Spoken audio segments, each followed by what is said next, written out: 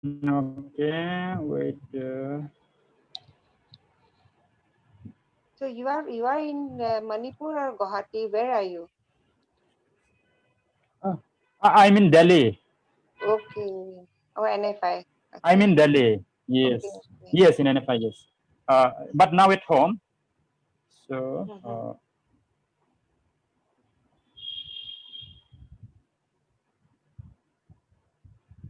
okay. So I think let's start off today for today's session. Uh, so, good afternoon, everyone. And NFI, welcome to NFI's online seminar on NEP 2020. We have been doing this series of online seminar on National Education Policy 2020 in Northeast regional languages. We have done so far in Manipuri and in Khasi. And today we are doing it in Assamese. And I'm very glad to welcome Indrani Datta, Professor Indrani Datta, who agrees to be the resource person for today. And I'm also joined by Krishnali from Farm to Food Foundation, who work very closely with the community and in education. So welcome Krishnali and welcome Indrani ma'am. And yes, I know today is heavily raining in Assam, so we might get disturbed because of the connection. But still, let's start off with this webinar and let's uh, manage as problem comes. So, welcome on board, everyone, and I welcome all the participants so far. And now I will the reason we are doing this online seminar before I give time to Krishnali, who would be moderating the session. I wanted to highlight few objectives. The reason why we are doing this. Uh, the online seminar we are doing is to communicate this policy document in several other regional languages to help understand the to help the CSO and grassroots organization understand the education policy and the immediate impact on them who are working closely in education by running primary and elementary schools in villages, and some of them are also running informal learning centers in villages.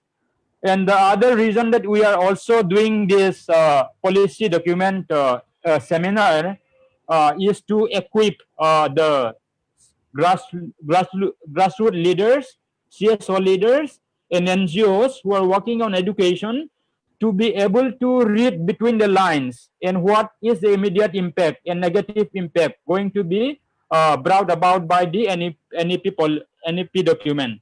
So these are some of the basic reasons that we are doing this online seminar. And as we know that the the NEP policy document has been doing lots of has given lots of environment and background in terms of the operationalization of schools and other higher education facilities. So all this we will be hearing from Indrani ma'am. Now, without wasting much time, I'll give the floor to Krishnali to welcome other participants in Assamese as well as maybe moderate the session for question and answer. Okay. Krishnali, you can take Okay. the time from here. Welcome on board, Okay. everyone. Thank you, sir. Thank you. So, শুভ আবেলি আজিৰ আলোচনা চক্ৰত বিভিন্ন ঠাইৰ পৰা অংশগ্ৰহণ কৰা সকলোলৈকে স্বাগতম জনাইছো। মোৰ নাম শ্ৰীমতী কৃষ্ণালী হাজৰিকা। মোৰ ঘৰ যোৰহাটত। বৰ্তমান মই ফাৰ্ম টু ফুড ফাউণ্ডেশ্যনৰ লগত এগৰাকী প্ৰগ্ৰেম কোঅৰ্ডিনেটৰ হিচাপে কাম কৰি আছো। 2018 বৰ্ষৰ পৰা মই ইয়াৰ লগত জড়িত। বিশেষকৈ 2013 চনৰ পৰাই আমাৰ ফাৰ্ম টু ফুড ফাউণ্ডেশ্যনে অসমৰ বিভিন্ন জিলাত চৰকাৰী বিদ্যালয়সমূহৰ লগত বিভিন্ন প্ৰজেক্টত কাম কৰি আছে আৰু বৰ্তমান আমি যোৰহাট, গোলাঘাট আৰু নগাঁও জিলাত বিভিন্ন বিদ্যালয়সমূহত কাম কৰি আছো। আজি আলোচনা চক্ৰত আমাৰ মাজত সমল ব্যক্তি ৰূপে উপস্থিত আছে শ্ৰীযুতা ইন্দ্ৰাণী দত্ত বাইদেউ। বাইদেউ আপোনাক স্বাগতম জনাইছো। ধন্যবাদ কৃষ্ণালী। তেখেত আমাৰ সকলোকে নমস্কাৰ জনাইছো।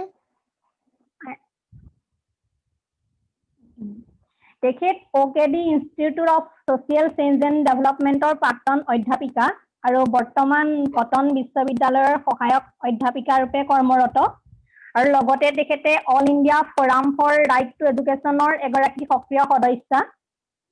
আজিৰ আলোচনা চক্ৰত আপোনাক লোক সকলোৱে সহায় সহযোগিতা কামনা কৰিছো আৰু মই পৰৱৰ্তী আলোচনা চক্ৰখিনি আগবঢ়াই যাবৰ বাবে বাইদেউক অনুৰোধ জনাইছো।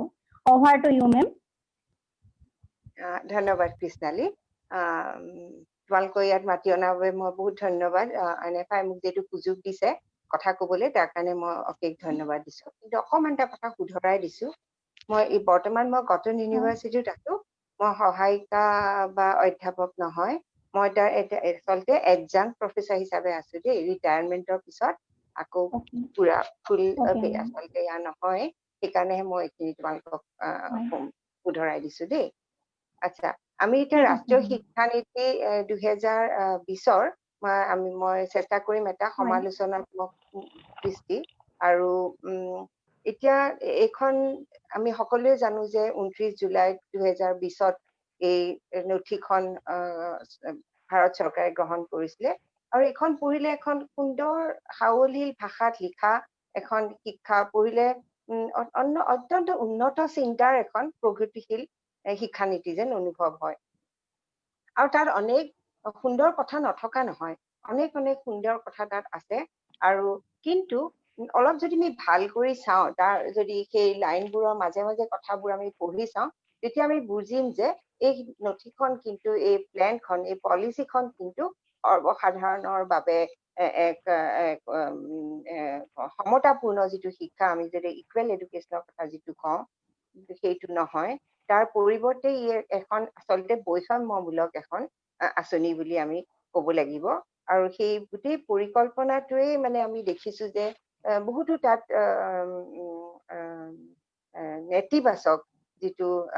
নেতিবাচক বহুতো তাত কথা সংযোগ হৈ আছে।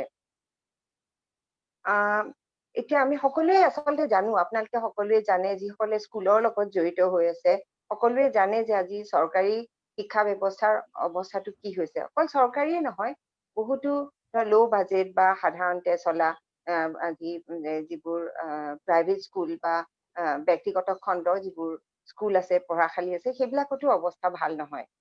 কিন্তু চৰকাৰৰ আচলতে ডাঙৰ এটা দায়িত্ব আছিল, এই চৰকাৰী খণ্ডত য'ত 85% ল'ৰা ছোৱালীয়ে বা 80% ল'ৰা ছোৱালীয়ে এই স্কুলবিলাকত পঢ়ে, সেই স্কুলবিলাক আচলতে ভালদৰে চিন্তা কৰি মানে তাত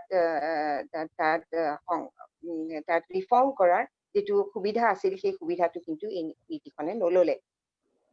তাৰ সলনি তাৰ পৰিৱৰ্তে কি কৰিলে, এনেকুৱা এটা ধাৰণা হয় যে তাত যেন আমি বৃহৎ ব্যৱসায়িক যিবোৰ সংস্থা আছে, যিবোৰ অনুষ্ঠান আছে, এই বৃহৎ ব্যৱসায়িক অনুষ্ঠানবিলাকৰ হাতত ভাৰত চৰকাৰে যেন গোটেই দায়িত্বটো দি, আৰু ব্যক্তিগত খণ্ডক যাতে দায়িত্বটো দি পেলাই নিজৰ যিবোৰ সমতাপূৰ্ণ এক বৈষম্যবিহীন শিক্ষা ব্যৱস্থা প্ৰৱৰ্তনৰ যিটো এটা দেশখনৰ এটা যিটো স্বাৰ্থ, সেই স্বাৰ্থটো যেন তেওঁলোকে বেলেগৰ হাতত এৰি দিছে। গতিকে ইয়াত আমি দেখো যে চৰকাৰখনৰ যেন নিজস্ব কিছুমান লাভালাভৰ কাৰণে ব্যক্তিগত যিটো তেওঁলোকৰ বিশেষ মতাদৰ্শ, সেই মতাদৰ্শৰে তেওঁলোকে ইয়াক পৰিচালনা কৰি এখন তেওঁলোকৰ সপোনৰ যেন ৰাম ৰাজ্য এখন তেওঁলোকে ৰচিবলৈ গৈ আছে। গতিকে আমি দেখো যে এতিয়া আমি যিয়ে নহওক, আমি এতিয়া যদি আমি দেখা পাওঁ যে এই যদি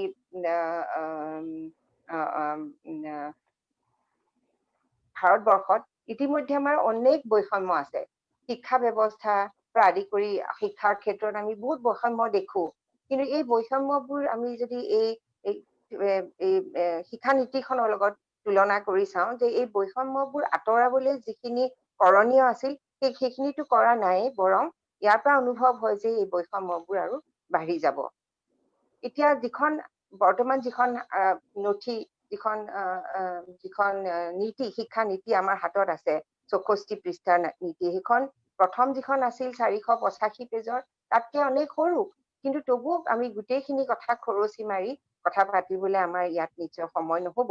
গতিকে মই এই গোটেইখিনি কথা স্কুলীয়া শিক্ষাৰ লগতহে মই কথাখিনি জড়িত কৰি আলোচনা কৰিম বুলি ভাবিছো তাৰ লগতে আমাৰ অনুষ্ঠানৰ মিষ্টাৰ MK গোৱাল নামে মোক কৈছিলে যে যেহেতু আমাৰ আগৰ দুখন এই ৱেবিনাৰত মোৰ ভাতৃ সদৃশ সুজিত থকসম তেখেতে মণিপুৰী আৰু খাচী ভাষাত এই ৱেবিনাৰ কেইখন চলাইছিল আৰু তেখেতে অতি সুন্দৰভাৱে আচলতে তেখেতে এই কথাখিনি কৈ গৈছিল আৰু মোক অনুৰোধ কৰিছিলে যে অৰ্গেনাইজেশ্যনৰ পৰা যাতে মানে সেই একে ধৰণে যাতে সকলোৱে সমান ধৰণৰ এটা এক্সপোজাৰ পায় বা সমান ধৰণৰ কথাখিনি সমান ধৰণে বুজি পায় তাৰ কাৰণে যাতে এটা চেষ্টা কৰো আৰু সেই চেষ্টাতে মই এই সুজিত থকসমে যিখিনি মিষ্টাৰ সুজিত থকসমে যিখিনি কাম কৰিলে সেই আধাৰতে মই কথাখিনি সেইটো লাইনতে ক'ব খুজিছো যদিও অলপ নিশ্চয় বেলেগ হ'ব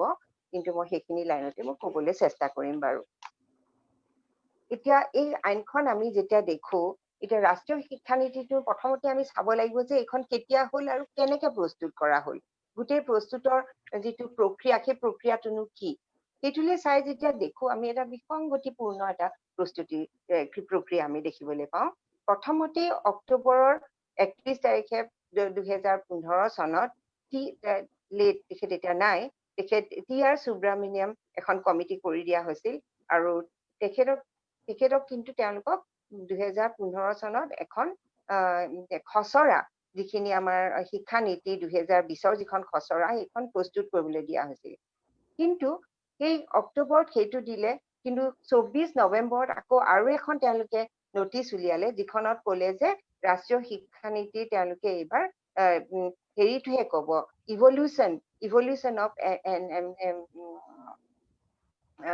ইভলিউচন অফ ৰাষ্ট্ৰীয় শিক্ষা নীতি যিটো NEP ইভলিউচনৰ যিটো NEP লৈ যিটো এটা সংকুচিত সেইটো এটা সংকুচিত তেওঁলোকক কাম এটা দিয়া হ'ল যে তেওঁলোকে শিক্ষা নীতি কেনেকে বিৱৰ্তন হ'ব বা কেনেকে এক বিকাশ হ'ব বা সেই ক্ৰম বিকাশ হ'ব সেই কথাখিনি তেওঁলোকক যেন ক'বলৈ গতিকে যথেষ্ট সংকুচিত কৰি তেওঁলোকক সেই কামটো কৰিবলৈ দিয়া হ'ল আৰু সেই মৰ্মে 30 এপ্ৰিল 2016 চনত এই কমিটিখনে এখন ৰিপৰ্টো দিলে এই ৰিপৰ্টখন কিন্তু যদিও চৰকাৰে কি কাৰণত নাজানো এইখন কিন্তু প্ৰকাশ নকৰিলে আৰু কিন্তু সৌভাগ্যবশতঃ এইটো কিন্তু সামাজিক যিটো মানে কি কয় এইটো ছ'চিয়েল মিডিয়া সামাজিক মাধ্যম যিটো তাত কিন্তু এইটো প্ৰকাশ হৈ গ'ল তাৰপিছত তেওঁলোকে 24 জুন 2017 চনত ডক্টৰ কস্তুৰী ৰংগন কমিটি এখন স্থিৰ কৰি দিলে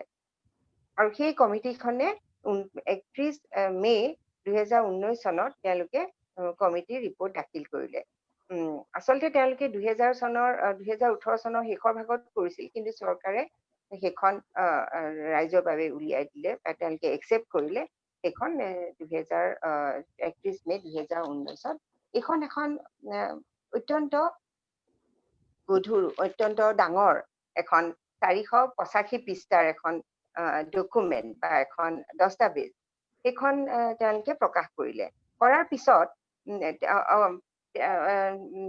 তেওঁলোকে ৰাইজৰ পৰামৰ্শ বিচাৰিলে চৰকাৰে ৰাইজেও পৰামৰ্শ দিলে তেওঁলোকৰ কোৱা মতে তেওঁলোকে 2 লাখ কিমান পৰামৰ্শ পালে আৰু বহুত যদিও কোৱা হৈছিলে যে অত্যন্ত একেবাৰে তৃণমূল পৰ্যায়লৈকে এইখিনি আলোচনা হৈছে তাৰ কিন্তু আমি বৰ বেছি সেই কথাখিনি আমি গম পোৱা নাই বা ৰাইজে আমি নাজানো কেনেকে ধৰণৰ তৃণমূল কনচালটেশ্যন হৈছে তাৰপিছত অক্টোবৰৰ 19ত এখন 55 পৃষ্ঠা তেওঁলোকে সংক্ষিপ্ত ৰিপৰ্ট এখন উলিয়ালে সেইখনৰ নাম দিলে যে NEP ফাইনেল 2019 কিন্তু ইয়াত কোনো উল্লেখ নাই যে সেই পৰামৰ্শ বুলি তেওঁলোকে ললে নে নাই সেই কথাখিনি কিন্তু উল্লেখ নাই তাৰপিছত আকৌ জানুৱাৰীত 2020ত তেওঁলোকে আকৌ 60 পৃষ্ঠাৰ এখন তেওঁলোকে খচৰা উলিয়ালে আৰু পিছত সকলোৱে ভাবিলে যে এই 60 পৃষ্ঠাৰ যিখন খচৰা তেওঁলোকে উলিয়াই দিলে সেই খচৰাখনতে চাগে ওপৰতে চাগে চৰকাৰে পিছত কেবিনেটত তেওঁলোকে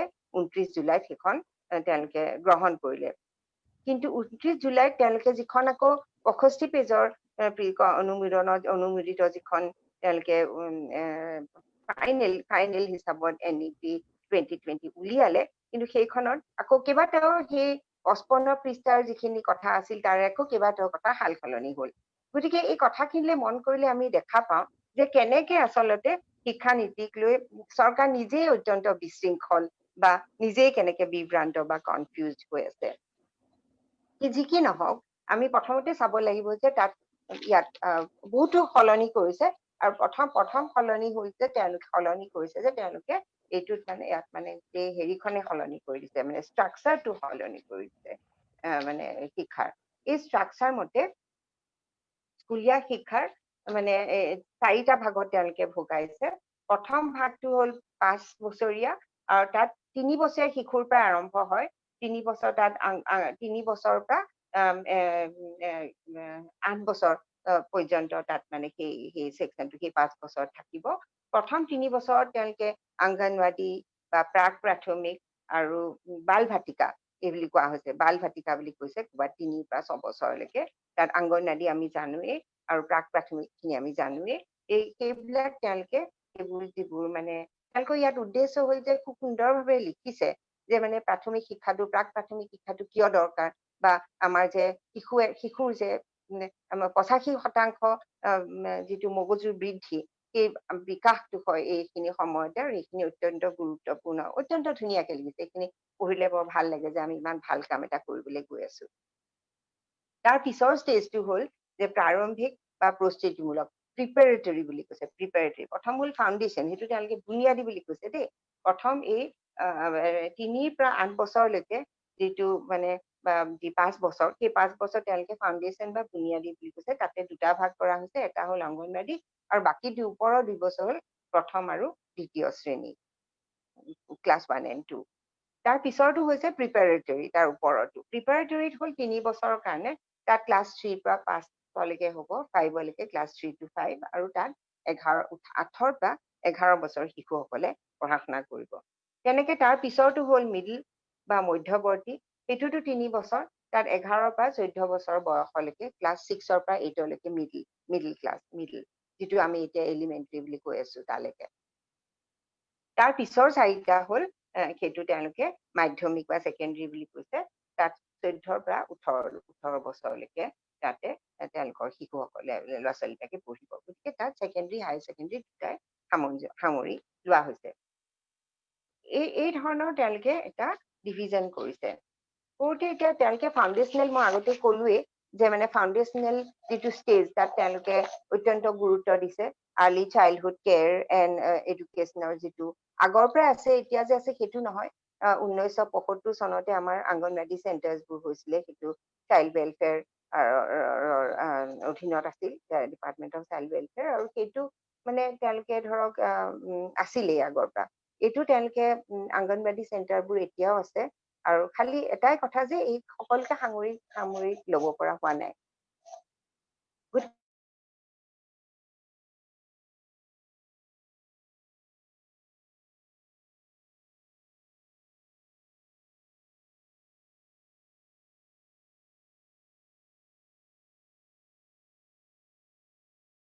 তাত কিন্তু তেওঁলোকে আখৰ শিকাব নম্বৰ শিকাব তেওঁলোকে খেলা ধূলা তাৰপিছত লজিকেল থিংকিং তাৰপিছত ক্ৰাফ্ট অত্যন্ত ছবি অঁকা যিবোৰ দৰকাৰী সেই সকলোবোৰ শিকাব বুলি কৈছে আৰু তেওঁলোকে মানে কিন্তু তাৰ পাঠ্যক্ৰমটো কোনে তৈয়াৰ কৰিব তাৰ পাঠ্যক্ৰমটো তৈয়াৰ কৰিব NCERT এতিয়া কেনেকে কৰিব এটা তেওঁলোকে কেৰিকুলাম ফ্ৰেমৱৰ্ক কৰি দিব national curriculum and pedagogical framework for early childhood care and education তেওঁলোকে অকল যে কণ্টেণ্টৰ কথা ক'ব সেইটো নহয় কিন্তু তেওঁলোকে কেনেকে পঢ়াব লাগিব শিক্ষণ শৈলী সেই সকলোবোৰ কিন্তু এই চেন্ট্ৰেল অৰ্গেনাইজেশ্যনটোৰ হাতত থাকিব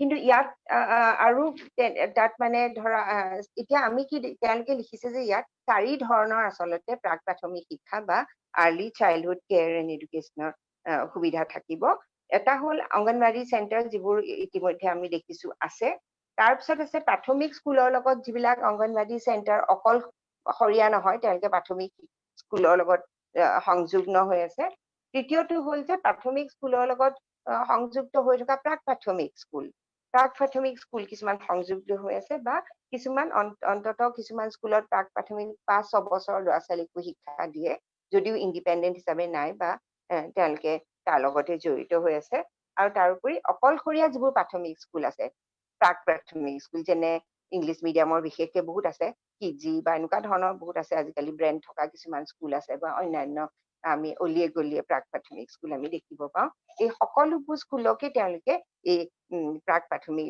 স্কুলৰ আওতালৈ আনি লৈছে আৰু তেওঁলোকে ইয়াকো কৈছে কিন্তু সকলো সুবিধা দিব তেওঁলোকে দিব আৰু তাক কৈছে যে তেওঁলোকে এটা কেৰিকুলাম আৰু পেডাগগিক ফ্ৰেমৱৰ্ক মতেই তেওঁলোকে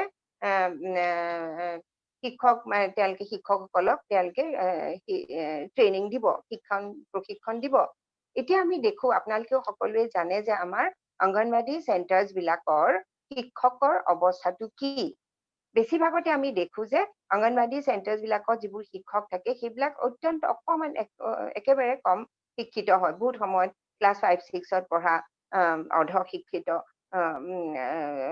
মহিলায়ো এই প্ৰাক প্ৰাথমিক চেণ্টাৰ এটা চলাই থকা দেখা যায় বহু সময়ত দেখা যায় যে এটা গোহালি গৰুবোৰ উলিয়াই তাৰপিছত তেওঁলোকে তাতে প্ৰাক প্ৰাথমিক স্কুল হিচাপে ব্যৱহাৰ কৰে এনেকুৱা অনেক ধৰণৰ অলপ গাঁও ভুঁইলৈ গ'লে আমি দেখা পাওঁ আৰু আপোনালোকে নিশ্চয় জানে যে কি অৱস্থাত আমাৰ আছে তবু তেওঁলোকে কৈছে যে সেই শিক্ষকখিনিক যিবিলাকৰ শিক্ষা অলপ কম যিবিলাক শিক্ষা দীক্ষা কম তেওঁলোকক এবছৰৰ ট্ৰেইনিং দিব আৰু যিবিলাক ধৰক ক্লাছ 10 বা 12 পাছ তেওঁলোকক এবছৰৰ ট্ৰেইনিং দিব কিন্তু সকলোতকৈ আচৰিত কথাটো হ'ল যে তেওঁলোকে ট্ৰেইনিং কেনেকৈ দিব তেওঁলোকে অনলাইন ট্ৰেইনিং দিব বা ডিষ্টেন্স লাৰ্ণিং দিব অপেন এণ্ড ডিষ্টেন্স লাৰ্ণিঙত দিব আৰু স্মাৰ্টফোন ODL সেইবিলাকৰ যোগে DTH টিভি সেই প্ৰগ্ৰামৰ যোগেৰে তেওঁলোকে এই কামবোৰ কৰিব আৰু এই কামবোৰ কৰোঁতে তেওঁলোকে child welfare family and health and family welfare তাৰপিছত ট্ৰাইবেল এফেয়াৰ্ছ এই সংগঠনবিলাকৰো এই অনুষ্ঠানবিলাকৰ কেয়াৰ ল'ব এতিয়া যদি আমি ভাবি চাওঁ যে কেনেকুৱা এটা বিসংগতিপূৰ্ণ কথা হ'ব যদি আমি অংগনবাদী চেণ্টাৰ্ছ বিলাককো আমি লওঁ আৰু লগতে আমি একদম এডভান্স প্ৰি প্ৰাইমেৰী যিবোৰ স্কুল অলৰেডি আছে ইতিমধ্যে যিবোৰ আছে ইকুইপ সেইবিলাক যদি আছে সেইবিলাকৰ মাজত জানো আমি কম্পেয়াৰ কৰিব পাৰিম বা একেটা মাপকাঠিয়ে জানো আমি জুখিব পাৰিম বা একেটা ট্ৰেইনিঙৰ এই আওতাৰ মাজত জানো আনিলে এই সুবিধাবোৰ তেনেকে পোৱা যাব এই কথাখিনি কিন্তু আমি বিশেষকৈ বহুত ভাবিবলগীয়া কথা আৰু এতিয়া আমি যদি এনেকুৱা এটা পৰিস্থিতিত যাওঁ তেতিয়াহ'লে আমি দেখিম ইয়াত যদিও কৈছে যে সকলো সা সুবিধা দিয়া হ'ব সেইটো কৈছে কিন্তু আমি যদি যাওঁ আপোনালোকে নিশ্চয় DPP বা সৰ্বশিক্ষা এই সকলোবোৰ কথা আপোনালোকে নিশ্চয় জানে বুলি ধৰি লৈছো যে তাতো আছিলে জয়ফুল লাৰ্ণিং আছে বা প্লেৱে লাৰ্ণিং এনেকুৱা ধৰণৰ কথা আছে আৰু তেওঁলোকৰ কথা আছিল যে এই স্কুলবিলাকক সকলো ধৰণৰ সুবিধা কৰি দিব বা লাৰ্ণিং মেটেৰিয়েল দিব বা প্লে থিংছ দিব খেলা বস্তুবোৰ দিব এই সকলো ধৰণৰ কথা কোৱা আছিল কিন্তু দেখাত গ'ল যে সেইবিলাক কিন্তু নগ'লগে আমি নিজে কিছুমান সমীক্ষা কৰিছিলো দেখিছিলো যে সেই স্কুলবিলাকত কিন্তু এটা বা দুটা খেলা বস্তু থাকে সেইখিনি বাকীবিলাকক কেনেকে দিব সেইটো সম্ভৱেই নহয় টিচিং এইড যদি থাকে এটা দুটা এইড থাকে সেই আলমাৰীৰ ভিতৰত ভৰাই থোৱা থাকে গতিকে কিন্তু সেই কথাটো অন্য এখন স্কুলত যিখন ইতিমধ্যে এখন ইংৰাজী বা প্ৰাইভেট স্কুল বা ইতিমধ্যে তেওঁলোকে বহুত ফিজ লৈ পেলাই যিবিলাক তেওঁলোকে স্কুল চলায় তেতিয়া তাত নিশ্চয় কথাবোৰ বেলেগ হ'ব গতিকে আমি যেতিয়ালৈকে আমাৰ গোটেই সামঞ্জস্য নাথাকে বা এটা শিক্ষাৰ ব্যৱস্থা নহয় তেতিয়াহ'লে নিশ্চয় এটা বৈষম্যমূলক কথা হ'ব ইয়াত তেওঁলোকে ফাউণ্ডেশ্যনেল লিটাৰেচি আৰু নিউমাৰেচি কথা কৈছে তেওঁলোকে শিশুটোক মানে একেবাৰে শিশু কালৰ পৰাই তেওঁলোকে মানে যিহেতু আমাৰ এটা কথা আছে যে আমি আমাৰ ভাষা বা গণিত জ্ঞান কম আৰু বাৰে বাৰে আমাৰ পৰীক্ষা লৈ পেলাই এইবোৰ দেখাই দিছে যে ভাৰতৰ শিশুৰ আজি বিশেষকে প্ৰাইভেট গভৰ্ণমেণ্ট স্কুলত পঢ়া ল'ৰা ছোৱালীবিলাকৰ শিক্ষাৰ মানদণ্ড অতি কম গতিকে সেইটো তেওঁলোকে বহুত গুৰুত্ব সহকাৰে লৈ সেয়া কৰিব বুলি পেলাই তেওঁলোকে কৈছে আৰু তেওঁলোকে বিচাৰিছে যে তৃতীয় শ্ৰেণী পোৱাৰ লগে লগে শিশুটো সম্পূৰ্ণভাৱে সাক্ষৰতা আৰু বুনিয়াদী শিক্ষা যিটো লিখা সাক্ষৰতা আৰু গণিতৰ যিখিনি জ্ঞান লাগে সেইখিনি থাকিব লাগিব সেইটো কৰিবলৈ তেওঁলোকে national mission for fundamental teaching and learning বুলি এটা সংস্থাৰ সৃষ্টি কৰিছে আৰু তেনেকুৱা ধৰণৰ অনেক কথা তাত লিখা আছে মানে নীতিখনত তাত তেওঁলোকে লিখিছে যে তাৰমানে তেওঁলোকে এখন স্কুলত যিহেতু দেখিছে যে স্কুলত যাবলৈ প্ৰিপাৰেচনটো লাগে, শিক্ষা নহলে স্কুলৰ পৰা তেওঁলোকে ড্ৰপ আউট কৰে, স্কুল এৰি দিয়ে। এটা তেওঁলোকে বাৰে বাৰে লিখিছে যে এই প্ৰাক প্ৰাথমিক শিক্ষা বা early childhood care and education নথকা কাৰণেহে শিশুসকলে স্কুলৰ পৰা স্কুল এৰি বাদ দিয়ে বা ড্ৰপ আউট হয়। গতিকে তেওঁলোকে এই শিশুসকলৰ কাৰণে 3 মাহৰ কাৰণে প্ৰিপেৰেটৰী এটা ক্লাছৰো কথা কৈছে, যাতে তেওঁলোকে স্কুল যোৱাৰ আগলৈকে তেওঁলোকে বহুত ধৰণৰ কথা কৈছে। স্কুলবিলাকক এটা ট্যুৰ দিব কৈছে, স্কুললে, ওচৰৰ স্কুললে, এনেকুৱা ধৰণৰ বিভিন্ন ধৰণৰ কথা তাত লিখা আছে। তাৰোপৰি তেওঁলোকে আৰু কৈছে যে এতিয়া আপোনালোকে অলপ মন কৰিলে দেখা পাব যে এই গোটেই কথাবোৰৰ মাজত কিন্তু হাইলি চেন্ট্ৰেলাইজেশ্যন, যিটো ৰাষ্ট্ৰীয়কৰণ, সেই কথাটো কিন্তু সোমাই আছে। তেওঁলোকে কৈছে যে national repository of high quality resources, তেওঁলোকে ভঁৰাল এখন বনাব এই নেচাৰেলিষ্ট। তাত মানে তেওঁলোকে কি কি শিকাব ল'ৰা ছোৱালীক প্ৰাক প্ৰাথমিকৰ পৰা একেবাৰে ছেকেণ্ডেৰী ষ্টেজলৈকে কি কি শিকাব, কি কি নিশিকাব, এনেকুৱা বিভিন্ন ধৰণৰ তেওঁলোকৰ লাৰ্ণিং মেটেৰিয়েল থাকিব। এতিয়া কথাটো হ'ল কি, আমাৰ যিটো অভিজ্ঞতা আমি যিটো দেখিছো যে অন্তত অসমত আমি দেখিছো যে অন্য বাকী নৰ্থ ইষ্টৰ কথা মই ক'ব নোৱাৰিম, কিন্তু অসমত আমি দেখিছো যে যেতিয়া আমাৰ SCERT যেতিয়া আমাৰ CBSE NCERT কিতাপবোৰ ল'লে, NCERT কিতাপবোৰ লোৱাৰ লগে লগে কিন্তু NCERT দাড়ি কমা নুগুচোৱাকে, আনকি মানে নামবিলাকো, মানুহৰ নাম, ল'ৰা ছোৱালীৰ নাম, সেইবোৰ নসলোৱাকে তেওঁলোকে সেইবোৰ ব্যৱহাৰ কৰিলে। কৰাৰ কাৰণে কি হ'ল, যিবোৰ কথা, সেই কথাবোৰ ধৰক আমাৰ সংস্কৃতিৰ লগত, আমাৰ সমাজৰ লগত নিমিলে। আমাৰ সমাজৰ লগত নিমিলা কথাবোৰো তেওঁলোকে তাৰ ভিতৰত সোমাই দিলে। গতিকে শিশুসকল বা ল'ৰা ছোৱালীসকল বা ষ্টুডেণ্টছ বিলাকে এটা খাপচাৰা কথা, ধৰক উদাহৰণস্বৰূপে তেওঁলোকক অংক শিকাবৰ কাৰণে যিবোৰ বস্তু দিয়া হ'ল, তাত দেখুওৱা হ'ল যে টাইলছৰ যোগেদি অংক শিকাব লাগে। এতিয়া আপুনি ধৰক ভিতৰুৱা এখন গাঁৱত ল'ৰা ছোৱালী জানো টাইলছ দেখিছে? নাই দেখা, ইটাই দেখা নাই বহু সময়ত। আপুনি জোনাই বা এনেকুৱা ভিতৰুৱা গাঁওবোৰলৈ আপুনি যদি যায়, মিচিং গাঁওবোৰৰ ভিতৰুৱা গাঁওবোৰলৈ যায়, তেতিয়া আপোনালোকে দেখিব যে তাত এতিয়াও চাংঘৰতে থাকে বা তেনেকুৱা ধৰণৰ মডাৰ্ণ বহুত বস্তু নাই তাত। কিন্তু সেইবোৰ যদি আমি টেক্সট বুকত সেইবিলাকেই আমি উদাহৰণ হিচাপে দিওঁ, তেতিয়াহ'লে কেনেকুৱা বিসংগতিপূৰ্ণ হ'ব।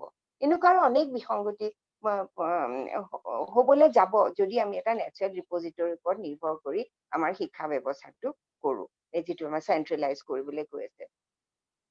আৰু ড্ৰপ আউট ৰেট তেওঁলোকে কৈছে যে আমি ড্ৰপ আউট ৰেট গুচাম, আৰু তাৰ কাৰণে তেওঁলোকে মানে কৈছে যে তেওঁলোকে প্লেন কৰিছে, তেওঁলোকে এইম কৰিছে, লক্ষ্য যে 2030 চনত তেওঁলোকে এটা মানে হেৰি কৰিব, 100% গ্ৰছ এনৰলমেণ্ট ৰেচিঅ', 100% ল'ৰা ছোৱালী স্কুলত থাকিব। আৰু এইটো কেনেকে কৰিব এই কৰিব যে স্কুলত যোৱাই আৰু স্কুলত নোযোৱা সকলোকে তেওঁলোকে এনৰল কৰিব। স্কুলত নোযোৱাবিলাকক কেনেকে কৰিব? নেশ্যনেল অপেন স্কুল আছে, অপেন এণ্ড ডিষ্টেন্স লাৰ্ণিং আছে, তাত এনৰল কৰিলে তেওঁলোক 100% এনৰলমেণ্ট বুলি ধৰা হ'ব। গতিকে ইয়াত তেওঁলোকে মানে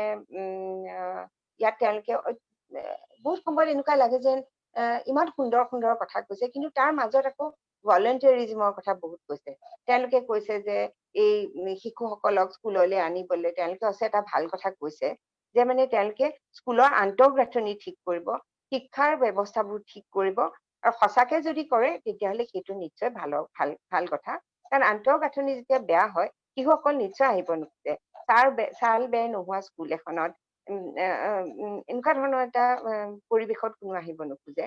বা আমি বহুত সময়ত দেখিছো গাহৰি আৰু গৰু একেলগে শিশুসকলৰ লগতে একেলগে আছে, বা ৰুমৰ ভিতৰতো আনকি সোমাই আছে, তেনেকুৱা অৱস্থাও আমি দেখিছো স্কুলৰ। গতিকে ইয়াত কিন্তু তেওঁলোকে কৈছে যে সেই কামবোৰ মানে শিশুসকলক আনা যাতে ড্ৰপ আউট নহয়, যাতে আহে স্কুললৈ আহে, তাৰ কামবোৰ কিন্তু তেওঁলোকে চিভিল ছ'চাইটি, ভলেণ্টিয়াৰ্ছ এনেকুৱা কিছুমানৰ হাতত দিবলৈ কৈছে। কিন্তু আমি যদি ভালকে চাওঁ, যাৰ আজি গ্ৰাম্য জীৱনৰ লগত সম্বন্ধ আছে, তেওঁলোকে দেখিব যে মাক বাপেক বিলাকে আচলতে শিশুটোক স্কুলত নপঠিয়াও বুলি নপঠিওৱা নহয় যে তেওঁলোকে বেয়া পায়, তেওঁলোকে ইচ্ছা নকৰে সেইকাৰণে নপঠায়, এনেকুৱা নহয়। তেওঁলোকে আচলতে পঠাব নোৱাৰে, বহুত অসুবিধাৰ কাৰণে তেওঁলোকে পঠাব নোৱাৰে। গতিকে সেই কথাবোৰ চালি জাৰি নোচোৱাকে যদি গৈ পেলাই আমি মাক বাপেকক কোনোবা ভলেণ্টিয়াৰে কয় যে আপোনালোকে পঠাওক, তেতিয়াহ'লে সেইটো নিশ্চয় নহ'ব। আৰু বহুত সময় দেখা পাওঁ যে স্কুলখনে পুশ আউটহে কৰে, ঠেলিহে দিয়ে। এটা হ'ল ঘৰৰ পৰা হয়তো টানে আৰু স্কুলৰ পৰা পুশ আউট কৰে। গতিকে সেই গোটেই কথাবোৰ চাবলৈ হলে আন্তঃগাঁথনি ভাল লাগিব, শিক্ষক লাগিব আৰু অন্যান্য বহুত কথাই তাৰ লগত জড়িত হৈ আছে। গতিকে তাৰোপৰি তেওঁলোকে ছচিয়েলি এণ্ড ইকনমিকেলি ডিসএডভান্টেজ কথা কৈছে। তাত এইখন নীতিত কিন্তু কোনো ৰিজাৰ্ভেশ্যনৰ কথা কোৱা নাই, বা আজি ৰিজাৰ্ভেশ্যনৰ কাৰণে বহুতো আমাৰ পাৰ্বত্য অঞ্চলৰ বিশেষকৈ নৰ্থ ইষ্টৰ অনেক পাৰ্বত্য অঞ্চলৰ ছাত্ৰ ছাত্ৰীয়ে গৈ বাহিৰত পঢ়িব পাৰে, দিল্লী বা অন্যান্য ভাল ভাল ইনষ্টিটিউচনত পঢ়িব পাৰে, কিয়নো তেওঁলোকৰ কাৰণে ৰিজাৰ্ভেশ্যন আছে। কিন্তু ইয়াত কোনো ৰিজাৰ্ভেশ্যনৰ কথা কোৱা নাই। তাৰ সলনি তেওঁলোকে ছচিয়েলি এণ্ড ইকনমিকেলি ডিসএডভান্টেজ গ্ৰুপ বুলি কৈছে। ছচিয়েলি এণ্ড ইকনমিক ডিসএডভান্টেজ গ্ৰুপ বুলি কোৱাৰ লগে লগে ইয়াত তাত অনেক বিভিন্ন গ্ৰুপ আহিছে। মই পিছত অলপ আলোচনা কৰিম এইটো বিষয়ত। কিন্তু সেইটোত দেখা যাব যে বহুত মানে, আৰু তাত তেওঁলোকে যি কৈছে যে আৰু এটা ডাঙৰ কথা তেওঁলোকে কৈছে, সেইটো কিন্তু অত্যন্ত বৈষম্যমূলক। সেইটো তেওঁলোকে কৈছে যে তেওঁলোকৰ মাল্টিপল পাথৱেজ থাকিব, যে ছচিয়েলি আৰু ইকনমিকেলি যিখিনি দুৰ্বল, যিবিলাক বাধাগ্ৰস্ত, যিবিলাক সামাজিক আৰু আৰ্থিকভাৱে যিবিলাকৰ অসুবিধা বা বাধাগ্ৰস্ত, যিবিলাক ডিসএডভান্টেজ ল'ৰা ছোৱালী আছে, তেওঁলোকে কিন্তু বিভিন্ন পাথৱেজ বেলেগ বেলেগ তেওঁলোকে হেৰি কৰিব। কেনেকে পাৰিব তেওঁলোকে সেই বিভিন্ন পাথৱেজ বিলাক তেওঁলোকে কৈছে যে তেওঁলোকৰ বিভিন্ন ধৰণৰ স্কুল আছে, সেইবিলাকত তেওঁলোকে পঢ়িব পাৰিব। প্ৰথম হ'লটো মেইন ষ্ট্ৰীম স্কুল, যিবিলাকত ধৰক যাৰ সুবিধা আছে, যিবিলাক ছচিয়েলি আৰু এডুকেশ্যনেল ইকনমিকেলি ডিসএডভান্টেজ নহয়, SC ST বা মাইনৰিটিজ বা যিবোৰ দুখীয়া শ্ৰেণী, মাৰ্জিনেলাইজ কমিউনিটিজ বা উইমেন, সেইবিলাকৰ যিবোৰ বাধা আছে, সেই বাধাবোৰ কিন্তু ইয়াত আঁতৰোৱাৰ বৰ এটা বিশেষ চেষ্টা কৰা দেখা পোৱা নাই। প্ৰথম হ'ল বিভিন্ন ধৰণৰ স্কুল থাকিব। এটা হ'ল মেইন ষ্ট্ৰীম স্কুল, য'ত সকলোৱে যাব। দ্বিতীয় হ'ল অপেন স্কুল। এতিয়া যিবিলাক শিশুৱে এই ছচিঅ' ইকনমিক ডিসএডভান্টেজৰ কাৰণে, ডিসএডভান্টেজ গ্ৰুপ, তাৰ কাৰণে তেওঁলোকে যিবিলাক স্কুলত যদি যাব নোৱাৰে, তেওঁলোকৰ কাৰণে অপেন স্কুল আছে, যিটো নেশ্যনেল অপেন স্কুল আছে, ষ্টেট অপেন স্কুল আছে, তাত তেওঁলোকে পঢ়িব পাৰিব আৰু তেওঁলোকে অনলাইন এডুকেশ্যন ল'ব পাৰিব। এতিয়া এইটো বহুত হাস্যকৰ কথা যে মানে তাত কৈছে যে অপেন এণ্ড ডিষ্টেন্স লাৰ্ণিঙে তেওঁলোকে 3বিধ পৰীক্ষাও ল'ব পাৰিব। সেইটো ক্লাছ 3, 5 আৰু 8ৰ সমকক্ষ হ'ব। আৰু এই পৰীক্ষাবোৰ তেওঁলোকে দিব পাৰিব তেওঁলোকে অনলাইন ক্লাছ কৰি, তেওঁলোকে অনলাইন ডিষ্টেন্স মোডত ক্লাছ কৰি। এতিয়া আপোনালোকে ভাবি চাওক, যিবিলাকে ডিসএডভান্টেজৰ কাৰণে স্কুললৈকে আহিব নোৱাৰে, বাধাগ্ৰস্ততাৰ কাৰণে তেওঁলোকে শাৰীৰিক বাধাগ্ৰস্ততাও হ'ব পাৰে, বা আৰ্থিক বাধাগ্ৰস্ততা বা অন্যান্য যিবোৰ ডিছক্ৰিমিনেশ্যন পায়। আমাৰ উত্তৰ পূৰ্বাঞ্চলত ইমানকে নাথাকিলেও কিন্তু আমি ভাৰতৰ বিভিন্ন প্ৰান্তত তেনেকুৱা ডিছক্ৰিমিনেশ্যন, কাষ্ট বেছ ডিছক্ৰিমিনেশ্যন, এনেকুৱা ধৰণৰ কিছুমান কথা আছে, যাৰ কাৰণে স্কুললৈ আহিবলৈ তেওঁলোক বাধাগ্ৰস্ত হয়। আৰু আমিতো জানোৱেই যে ছোৱালীবিলাক কিমান বাধাগ্ৰস্ত হয় স্কুললৈ আহিবলৈ। তেওঁলোকে এতিয়া অপেন স্কুলত পঢ়ি কোনোবাই জানো আমি ভাবিব পাৰিম যে তেওঁলোকে বহুতে ড্ৰপ আউটে কৰি দিব, বহুতে বাতৰিয়ে যাব এই সুবিধাবোৰ থাকিলেও। তাৰোপৰি তেওঁলোকে অনলাইন এডুকেশ্যন কৈছে, তাৰপিছত ভকেচনেল এডুকেশ্যন কৈছে। ইণ্টাৰেষ্টিংলি তেওঁলোকে ইয়াত ভকেচনেল এডুকেশ্যনটো ক্লাছ 6ৰ পৰাই তেওঁলোকে আৰম্ভ কৰিছে। ভকেচনেল ছাবজেক্ট ল'ব পাৰিব, আৰু এইটো তেওঁলোকে ফান বুলি কৈছে, ফান ছাবজেক্ট বুলি কৈছে, আৰু তেওঁলোকে ল'ব পাৰিব, সকলোৱে ল'ব পাৰিব। হয়, এটা ক্লাছৰ ল'ৰা ছোৱালীৰ কাৰণে এইটো ফান হ'ব পাৰে, তেওঁলোকে অলপ ইণ্টাৰেষ্ট পাব। আজি হয়তো কিবা পটাৰী কাম কৰিলে, কিবা ইলেক্ট্ৰিকৰ কাম কৰিলে, কিবা এটা কাম কৰিলে ফূৰ্তি হিচাপে কৰিব পাৰিব। কিন্তু যিবোৰ ছচিঅ' ইকনমিকেলি ডিসএডভান্টেজ গ্ৰুপ, যি দুখীয়া শ্ৰেণীৰ ছাত্ৰ ছাত্ৰী, তেওঁলোকৰতো মাক বাপেকে সদায় ক'ব যে ঠিক আছে, এনেকুৱা ধৰণৰ কিবা এটা শিকা, যিটো শিকি তোমালোকে নিজে কৰি খাব পাৰিবা। আৰু যিবোৰ তেওঁলোকে দিছে, যিবোৰ তেওঁলোকে ট্ৰেড দিছে বা ক্ৰাফ্ট দিছে, সেই ক্ৰাফ্টবোৰে কিন্তু আজিৰ যুগত কিমানখিনি তেওঁলোকে সেইবোৰ কৰি আগুৱাই যাব পাৰিব, সেইটো কথা সন্দেহ। এইখিনিতে ক'ব পাৰি, তেওঁলোকে ক'ব খোজে যে গান্ধীজীয়ে ন্যায় তালিমত তেওঁলোকে ৱৰ্ক বেছড এডুকেশ্যনৰ কথা কৈছিল, কিন্তু গান্ধীজীয়ে যিটো কৈছিল আৰু ইয়াত যিটো কোৱা হৈছে তাৰ মাজত আকাশ পাতাল পাৰ্থক্য আছে। ইয়াত সকলোৰে কাৰণে নহয়, সকলোৱে নিশ্চয় নাযাব।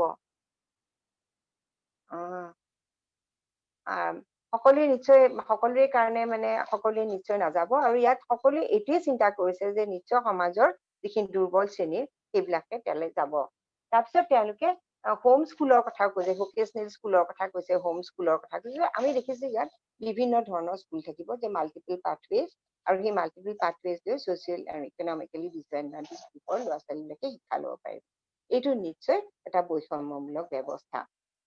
তাৰোপৰি ইয়াত এনেকে কোৱা আছে যে ইয়াত মানে আউটপুটৰ ওপৰত বেছি জোৰ দিব, ইনপুটৰ ওপৰত বেছি জোৰ দিয়া নহয়। কিন্তু ইনপুট যদি ঠিক নহয়, আউটপুট কেনেকে ভাল হ'ব? আউটপুট মানে ধৰক ইয়াত তেওঁলোকে কৈছে যে কিমানখিনি শিকিছে, সেই শিকিব পাৰিছে, কিমানখিনি তেওঁলোকে যিখিনি পাঠৰ যিখিনি কথা শিকিব লাগে কিমান শিকিছে, সেইটো তেওঁলোকে আউটপুট বুলি ধৰিছে। তাৰপিছত আৰু এটা দিছে যে তেওঁলোকে ষ্টুডেণ্টে মানে তেওঁলোকে ইচ্ছা কৰিলে ক্লাছ 10ত তেওঁলোকে ওলাই যাব পাৰিব, হায়াৰ ছেকেণ্ডেৰী তেওঁলোকে নপঢ়িবও পাৰে। এতিয়া এইটো সুবিধা দিয়াৰ লগে লগে জানো ক্লাছ 10ত আমাৰ দুখীয়া ল'ৰা ছোৱালীবোৰ ওলাই নাযাব? ডিসএডভান্টেজ ল'ৰা ছোৱালীবিলাকে ওলাই নাযাব? কাৰণ তেওঁলোকেতো কিমান কষ্ট কৰি তেওঁলোকে পঢ়ে, বহুত বাধাৰ মাজত তেওঁলোকে পঢ়ে। যদি এই সুবিধাটো দিছে যে তেওঁলোকে ইয়াত কওঁতে বহুত ভাল লাগিছে, শুনিবলৈ ভাল লাগিছে। ঠিক আছে, আজি মোৰ এইবছৰ মোৰ অসুবিধা হ'ল, মোৰ টকা পইচা নাই, মোৰ সুবিধা নাই, বা মই খেতিত কাম কৰিব লাগে, মই অন্য ক'ৰবাত কাম কৰিব লাগে, মই স্কুল বাদ দিওঁ, বাদ দি মই 2 বছৰ পিছত আকৌ আহিম। সেই অপশ্যনটো আছে, 2 বছৰ পিছত আহি আকৌ ক্লাছ 11ত নাম লগাব পাৰিব বা 11-12টো পঢ়িব পাৰিব।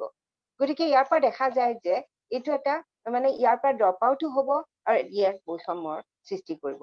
যিসকলৰ টকা পইচা আছে, যিবিলাকৰ সুবিধা আছে, যিবিলাক আৰবান এৰিয়াত আছে, ভাল ঠাইত আছে, যিবিলাকৰ মাক বাপেক শিক্ষিত বা শিক্ষিত পৰিয়াল, তেওঁলোকৰ কাৰণে এটা বেলেগ ধৰণৰ শিক্ষা হ'ব, আৰু যিবিলাকৰ নাই তেওঁলোকৰ কাৰণে এটা বেলেগ ধৰণৰ শিক্ষা হ'ব।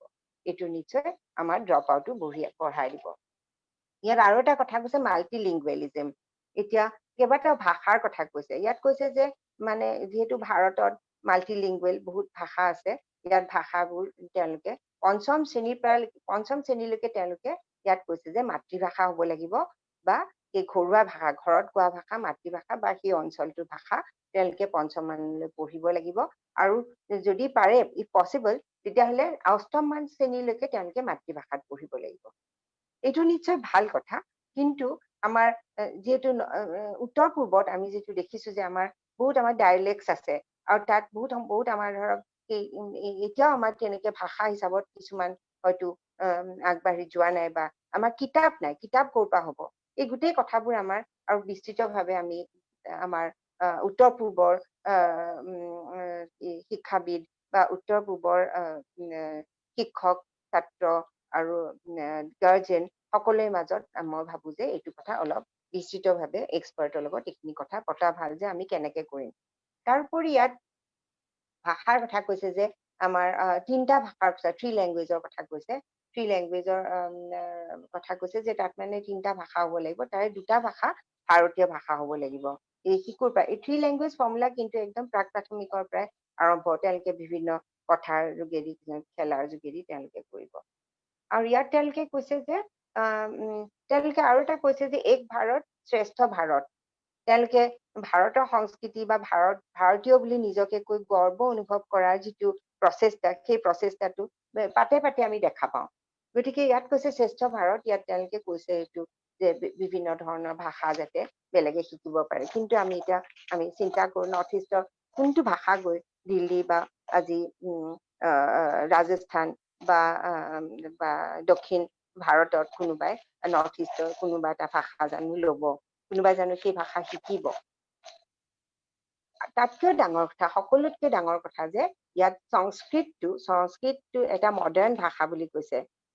কৈছে যে এইটো এটা মডাৰ্ণ ভাষা, গতিকে এইটো ভাষা তেওঁলোকে মানে একেবাৰে মানে প্ৰাক প্ৰাথমিকৰ পৰাই তেওঁলোকে একেবাৰে হাইয়েষ্ট স্তৰলৈকে তেওঁলোকে এই সংস্কৃতটো উচ্চ শিক্ষালৈকে তেওঁলোকে এইটো সংস্কৃতিৰ এটা বিষয় হিচাপে দিবলৈ বিচাৰিছে।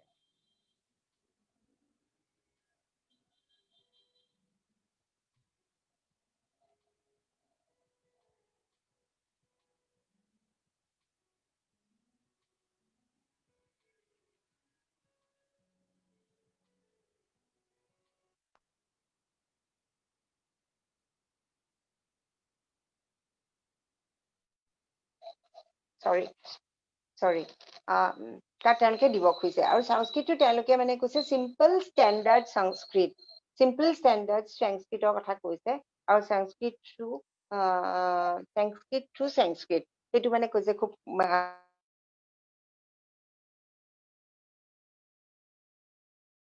খুব সুন্দৰভাৱে সংস্কৃতটো শিকাবলৈ তেওঁলোকে চেষ্টা কৰিব তাত তেওঁলোকে ফৰেইন লেংগুৱেজৰ কথা কৈছে আৰু ইণ্ডিয়ান চাইন লেংগুৱেজৰ কথা কৈছে সেইখিনি অৱশ্যে তেওঁলোকে চাইন লেংগুৱেজ নিতান্ত এটা দৰকাৰী বিষয় গণিত শিক্ষাৰ বিষয়টো তেওঁলোকে কৈছে তেওঁলোকে সৰু একদম ক্লাছ 6তে তেওঁলোকে কোডিং শিকাব মানে অকল গণিতেই নহয় তেওঁলোকে এআই আৰ্টিফিচিয়েল ইন্টেলিজেন্স এনেকুৱা ধৰণৰ বহুত কথাই কৈছে আৰু কোডিংটো তেওঁলোকে স্কুলৰ পৰা শিকাব বুলি কৈছে আৰু আৰু কিছুমান মানে তেওঁলোকে বৃত্তিমূলক যিটো মই আগতে ক'লোৱেই সেই বৃত্তিমূলক শিক্ষাবোৰ তেওঁলোকে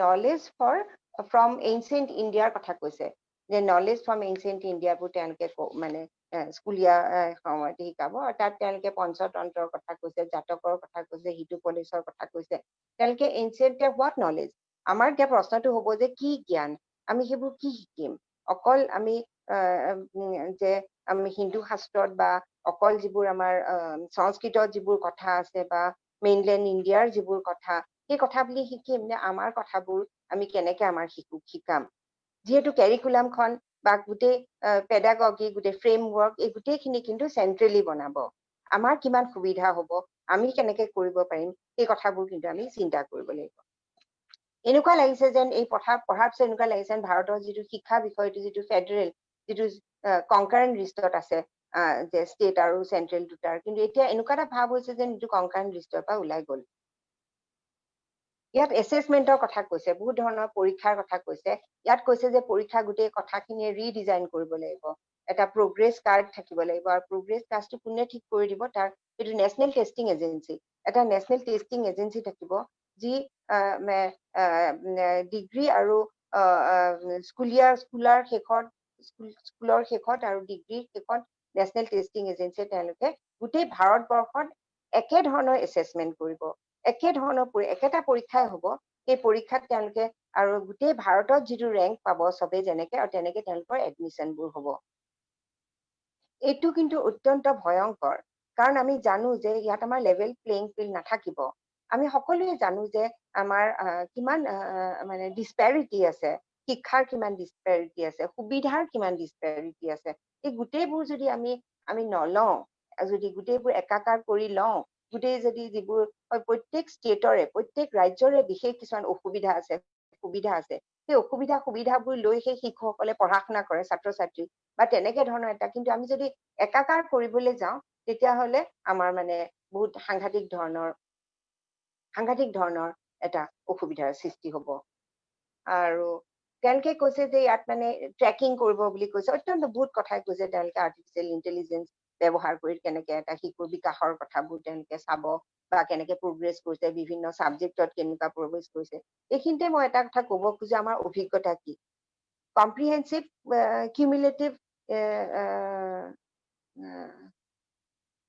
ৰেকৰ্ড যিখন কিউমুলেটিভ কম্প্ৰিহেনচিভ ৰেকৰ্ডৰ যিটো ব্যৱস্থা সেই ব্যৱস্থাটোৱে আমাৰ স্কুলীয়া শিক্ষকসকলক কাহিল কৰি দিছে কাৰণ এজন শিক্ষকে যেতিয়া বিশেষকে আমাৰ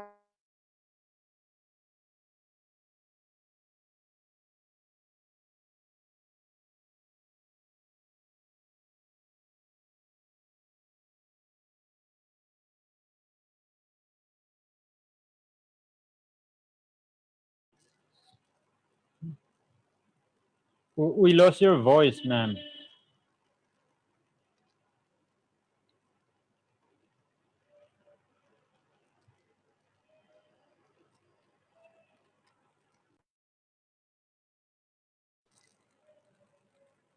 Mhm.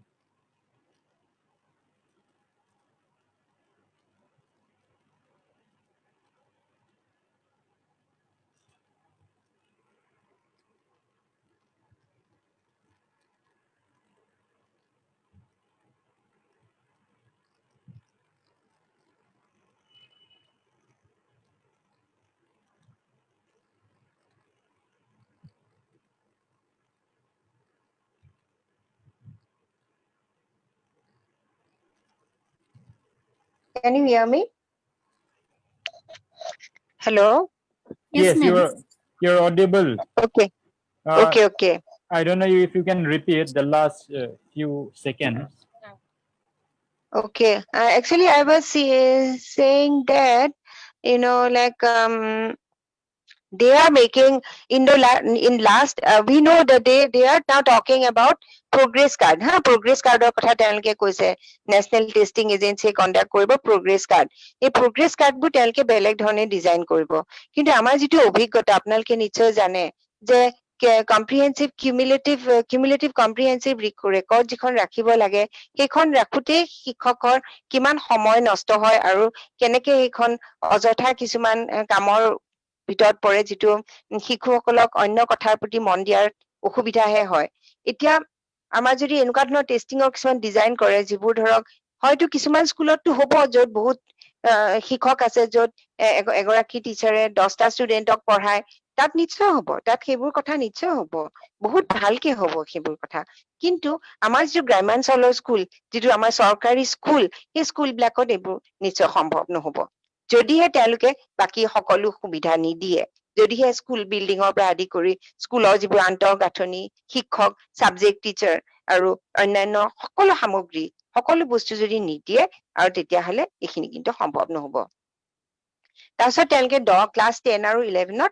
দুটা বোৰ্ডৰ পৰীক্ষাৰ কথা কৈছে আৰু তাত কিন্তু এটা কথা তেওঁলোকে কৈছে যে এইবাৰ এতিয়া শিক্ষকসকলে দুবাৰ পৰীক্ষা দিব পাৰিব এটা মেইন পৰীক্ষা আৰু এটা হ'ল ইমপ্ৰুভমেন্ট পৰীক্ষা আৰু তেওঁলোকে তেনেকে তেওঁলোকৰ নিজৰ নম্বৰবোৰ পঢ়াব পাৰিব তাৰপিছত তাত আকৌ বহুত কথাই কোৱা আছে তাৰমানে তেওঁলোকে আৰু এটা কথা কৈছে যে আৰু এটা আউটসাইড বাহিৰৰ এটা বেলেগ এজেন্সিয়ে পৰীক্ষা ল'ব সকলোকে একেলগে ল'ব সেইটো ক্লাছ 3ত ল'ব ক্লাছ 5ত ল'ব ক্লাছ 8ত ল'ব আৰু যিটো ৰিজাল্ট হ'ব সেই ৰিজাল্টখিনি তেওঁলোকে প্ৰদৰ্শন কৰিব লাগিব তেওঁলোকে তেওঁলোকৰ স্কুলত বা তেওঁলোকে ক্লাষ্টাৰত সেই গোটেই কথাখিনি প্ৰদৰ্শন কৰিব লাগিব যাতে তেওঁলোকে স্কুলখনত কিমান প্ৰগ্ৰেছ হ'ল সেই কথাখিনি তেওঁলোকে যাতে মনিটৰ কৰিব পাৰে যাতে গম পাই থাকে তেনেকে তেওঁলোকে কৈছে ইমান যে কমিটিৰ কথা কৈছে মানে তেওঁলোকে আপোনালোকে যদি চাই এই ডকুমেন্টখনৰ পিছফালে যিটো এব্ৰিভিয়েচন যিবোৰ দিয়া আছে নহয় কিমান পেজ অকল এব্ৰিভিয়েচনে আছে কিমান কমিটি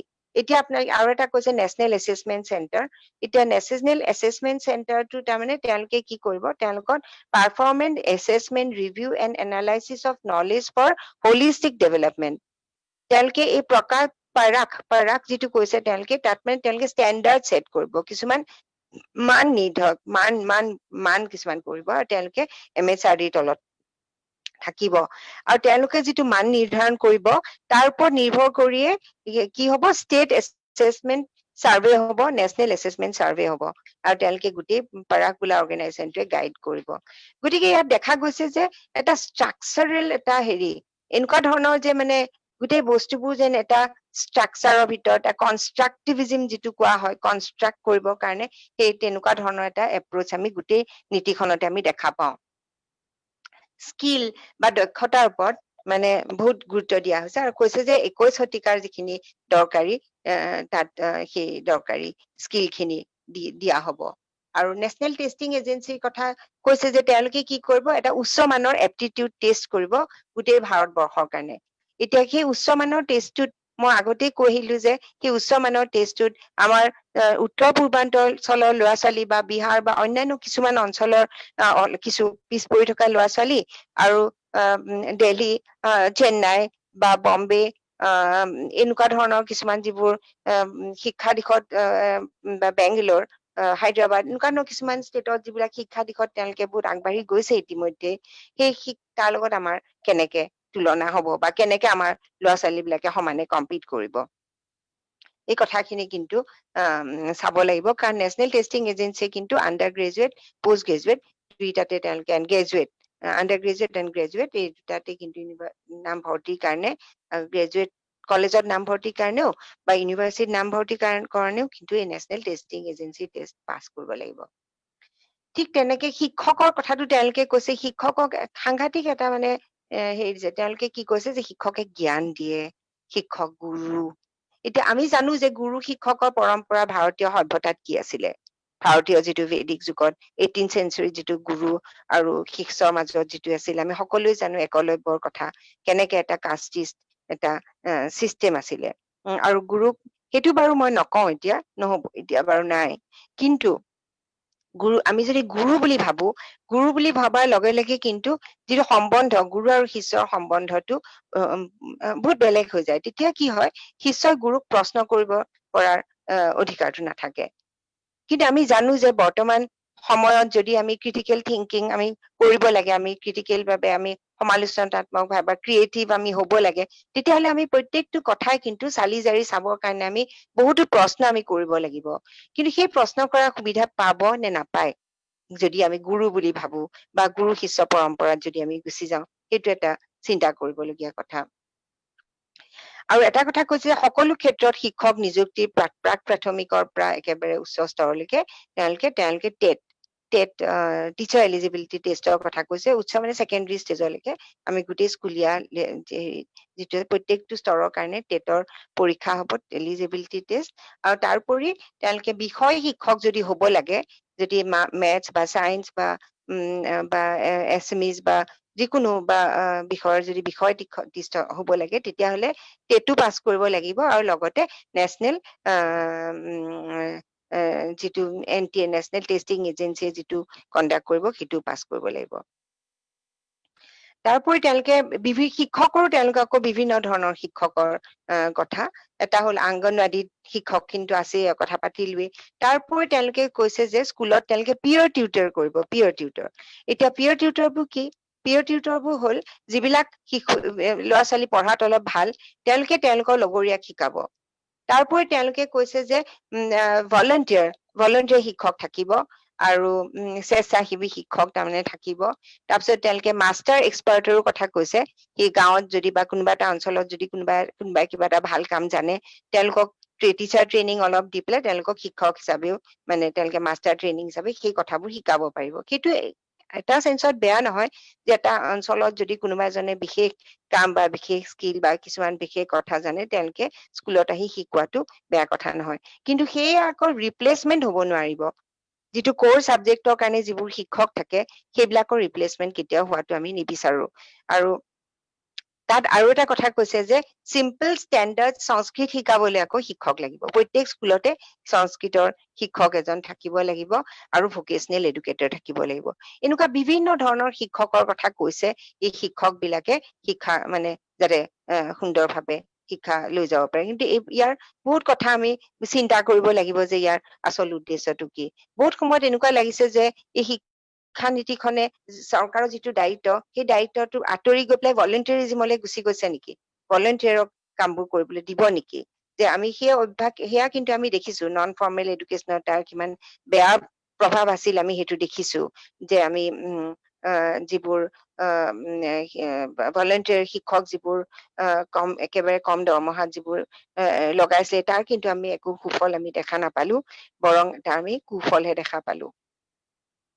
ইয়াত আকৌ কৈছে যে কণ্টিনিউৱাছ এটা ভাল কথা কৈছে যে কণ্টিনিউৱাছ প্ৰফেচনেল ডেভেলপমেন্টৰ সুবিধা দিব এইবোৰ বাৰু ভাল কথাই কৈছে কিন্তু ইয়াত আৰু এটা কৈছে যে মেৰিট বেছড তেওঁলোকে কৈছে মেৰিট বেছড তেওঁলোকে টিচিঙত মানে সুবিধা দিব আৰু ষ্ট্ৰাকচাৰ অফ টেনিয়ৰ তেওঁলোকে মেৰিট বেছ আৰু টেনিয়ৰ টিচাৰ তাৰমানে পাৰ্মানেণ্ট নহব টেনিয়ৰ এটা টেনিয়ৰৰ কাৰণে তেওঁলোকৰ এবছৰৰ কাৰণে বা দুবছৰৰ কাৰণে দিব সেইখিনি তেওঁলোকৰ পাৰফৰ্মেঞ্চ চাব পাৰফৰ্মেঞ্চ যদি ভাল হয় তেতিয়া তেওঁলোকক দিব আৰু তেওঁলোকে মানে কৈছে মেৰিটৰ ওপৰত দিব মেৰিটটো কিহৰ ওপৰত নিৰ্ভৰ কৰিব তাত তেওঁলোকে কৈছে যে বিভিন্ন মাপকাঠি এটা নহয় তাত কৈছে প্ৰফেচনেল এছেচমেন্ট তেওঁলোকৰ কিমান জ্ঞান আছে সেইটো চাব পিয়াৰ লগৰ কলিগ বিলাকে তেওঁৰ কথা কি কয় সেইটো চাব এটেণ্ডেঞ্চ চাব তেওঁলোকে আহে নে নাহে আৰু তেওঁলোকৰ কমিটমেন্ট সমাজৰ প্ৰতি কমিটমেন্ট কি সমাজত তেওঁলোকে কি কাম কৰিছে সেই সকলোবোৰ কথা চাব আৰু কিন্তু তাৰ দৰমহা সেই হিচাপত বেলেগ বেলেগ হ'ব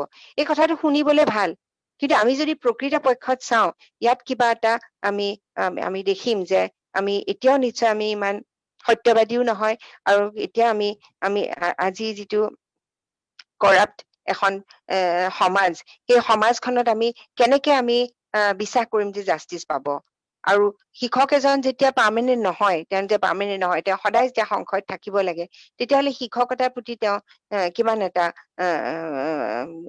গুৰুত্বপূৰ্ণভাৱে ল'ব পাৰিব এই সকলোখিনি কথা কিন্তু এটা বিচাৰ্যৰ বিষয় ঠিক তেনেকে টিচাৰ্ছৰ প্ৰফেচনেল ষ্টেণ্ডাৰ্ডৰ কাৰণেও তেওঁলোকে এটা কমিটি গঠন কৰি দিছে 2020 চনত আৰু 22 চনত হ'ব সেইটো মানে কমপ্লিট হ'ব গঠন কৰা হ'ব আৰু তেওঁলোকে কি কৰিব তেওঁলোকে মানে ষ্টেণ্ডাৰ্ড ছেটিং কৰিব আৰু তেওঁলোকে থাকিব এখন জেনেৰেল এডুকেশ্যন কাউন্সিলৰ তলত থাকিব আৰু তেওঁলোকে এনচিইআৰটি আছে বিভিন্ন ধৰণৰ কথা আৰু এইবোৰ চব ষ্ট্ৰাকচাৰেল বহুত কথা লিখা আছে সেই কথাবোৰ অলপ বুজিবলৈও টান কাৰণ কেনেকেনো হ'ব কেনেকে আজি এখন স্কুলে ডিপাৰ্টমেন্টৰ লগত মানে স্কুলৰ ডিপাৰ্টমেন্ট বিলাকৰ লগত তেওঁলোকৰ যিবিলাক ব্লক ডেভেলপমেন্ট অফিচাৰ আছে যিবিলাক তেওঁলোকৰ ডিষ্ট্ৰিক্ট এডুকেশ্যন অফিচাৰ আছে ব্লক এডুকেশ্যন অফিচাৰ আছে তেওঁলোকৰ লগত কোপ কৰোঁতে কিমান সমস্যাৰ সৃষ্টি হয় এতিয়া যেতিয়া বিভিন্ন ধৰণৰ কমিটি বিলাকৰ লগত বিভিন্ন ধৰণৰ ষ্ট্ৰাকচাৰেলি তেওঁলোকে যেতিয়া তেওঁলোকৰ লগত কাম কৰিব লাগিব তাত কিমান অসুবিধা হ'ব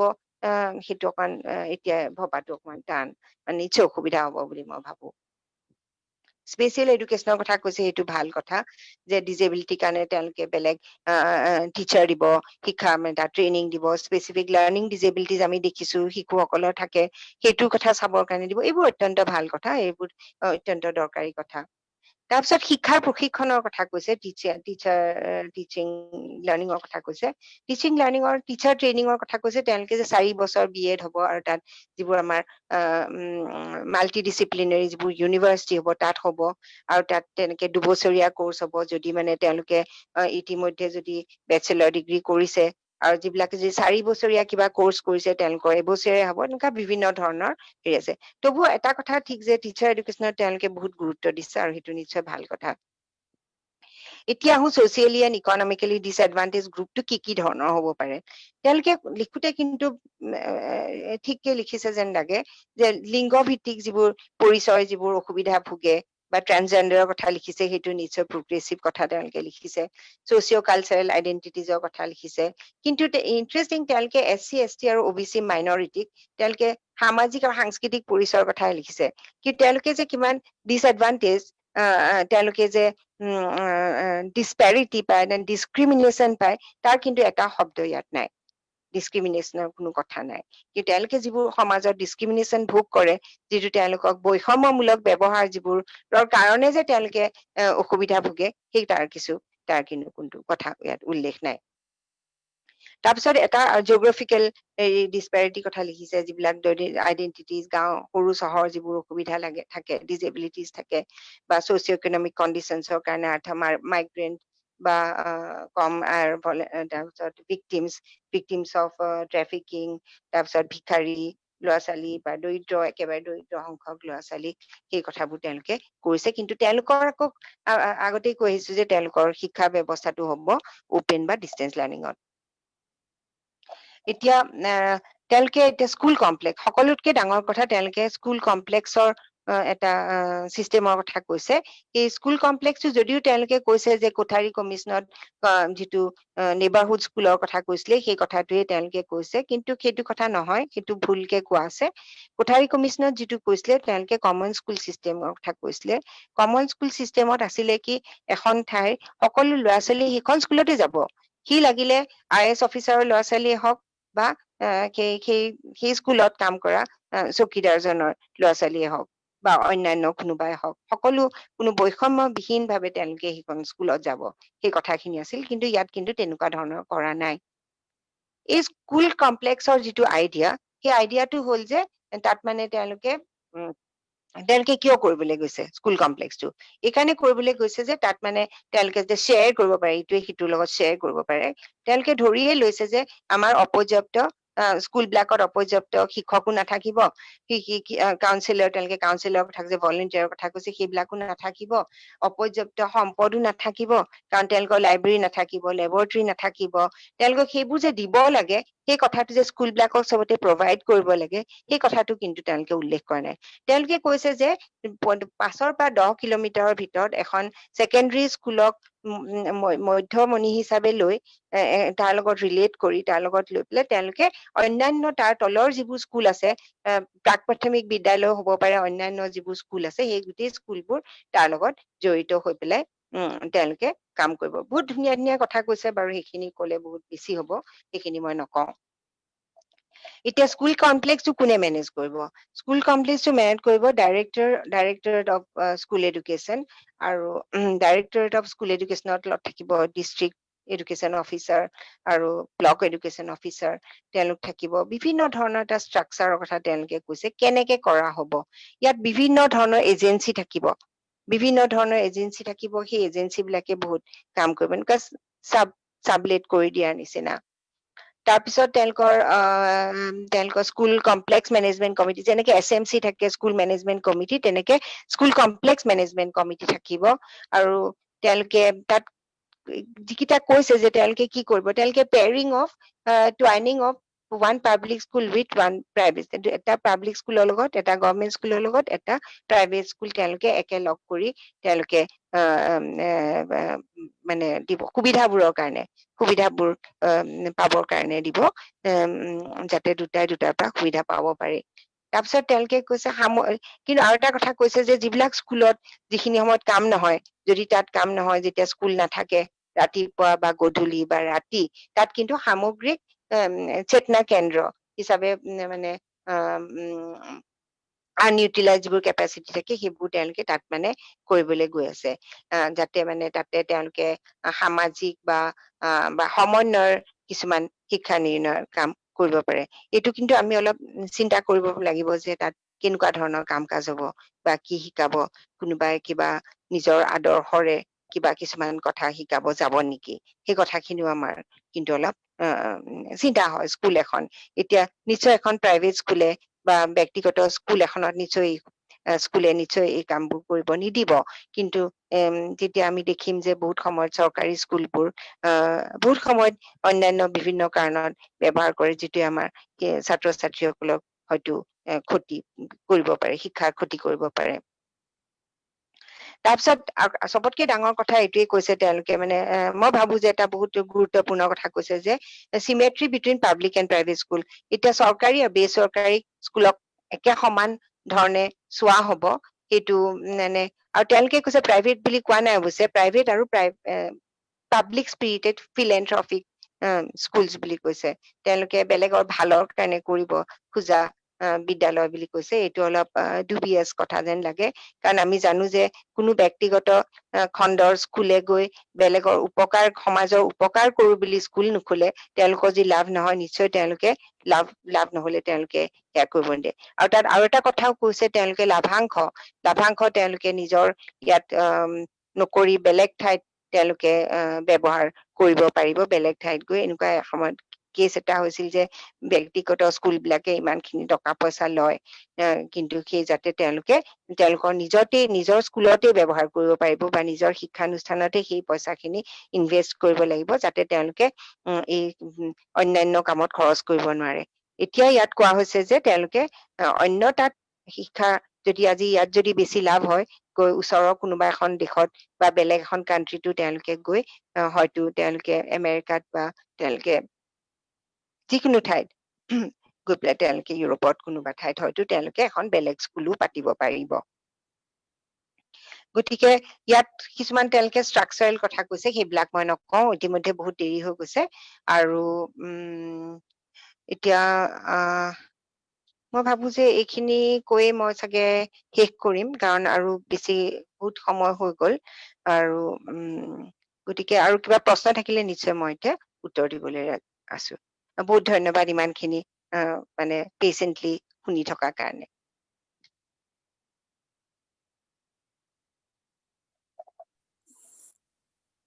হেল্ল' ধন্যবাদ বাইদেউ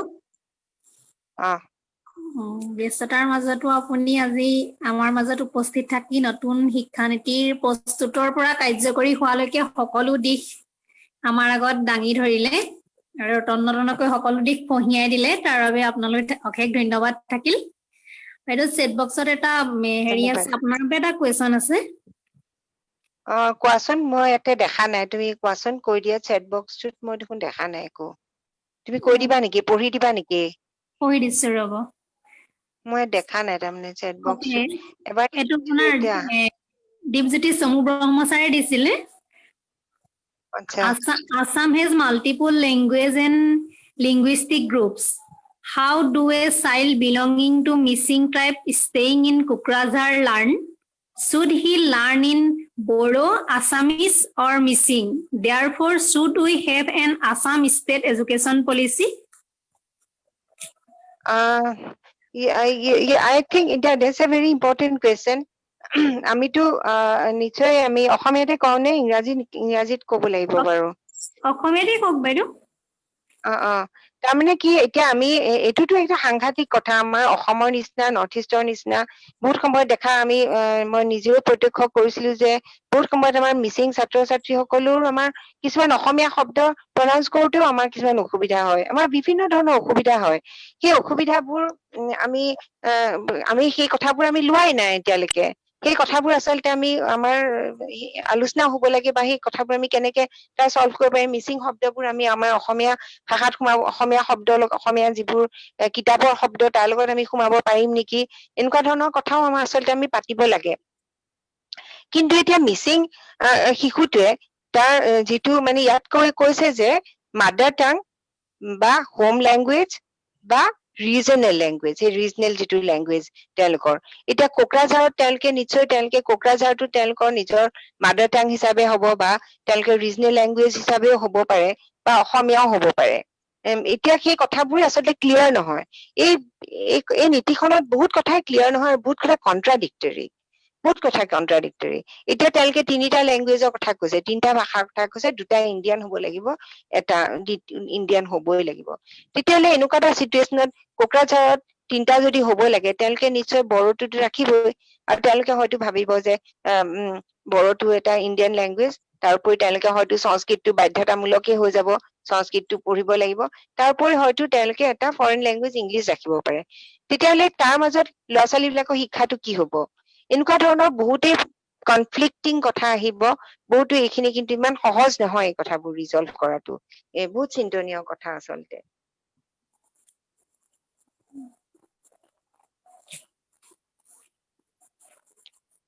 ষ্টেট পলিচি লাগিব, আমাকতো ষ্টেটত আমি ভাবিব লাগিব, চৰকাৰখনে ভাবি পেলাই কি কৰে সেইটো চিন্তা কৰিব লাগিব, কি হ'ব, ক'ত কেনেকে কি হ'ব, কোনটো এৰিয়াত কি হ'ব।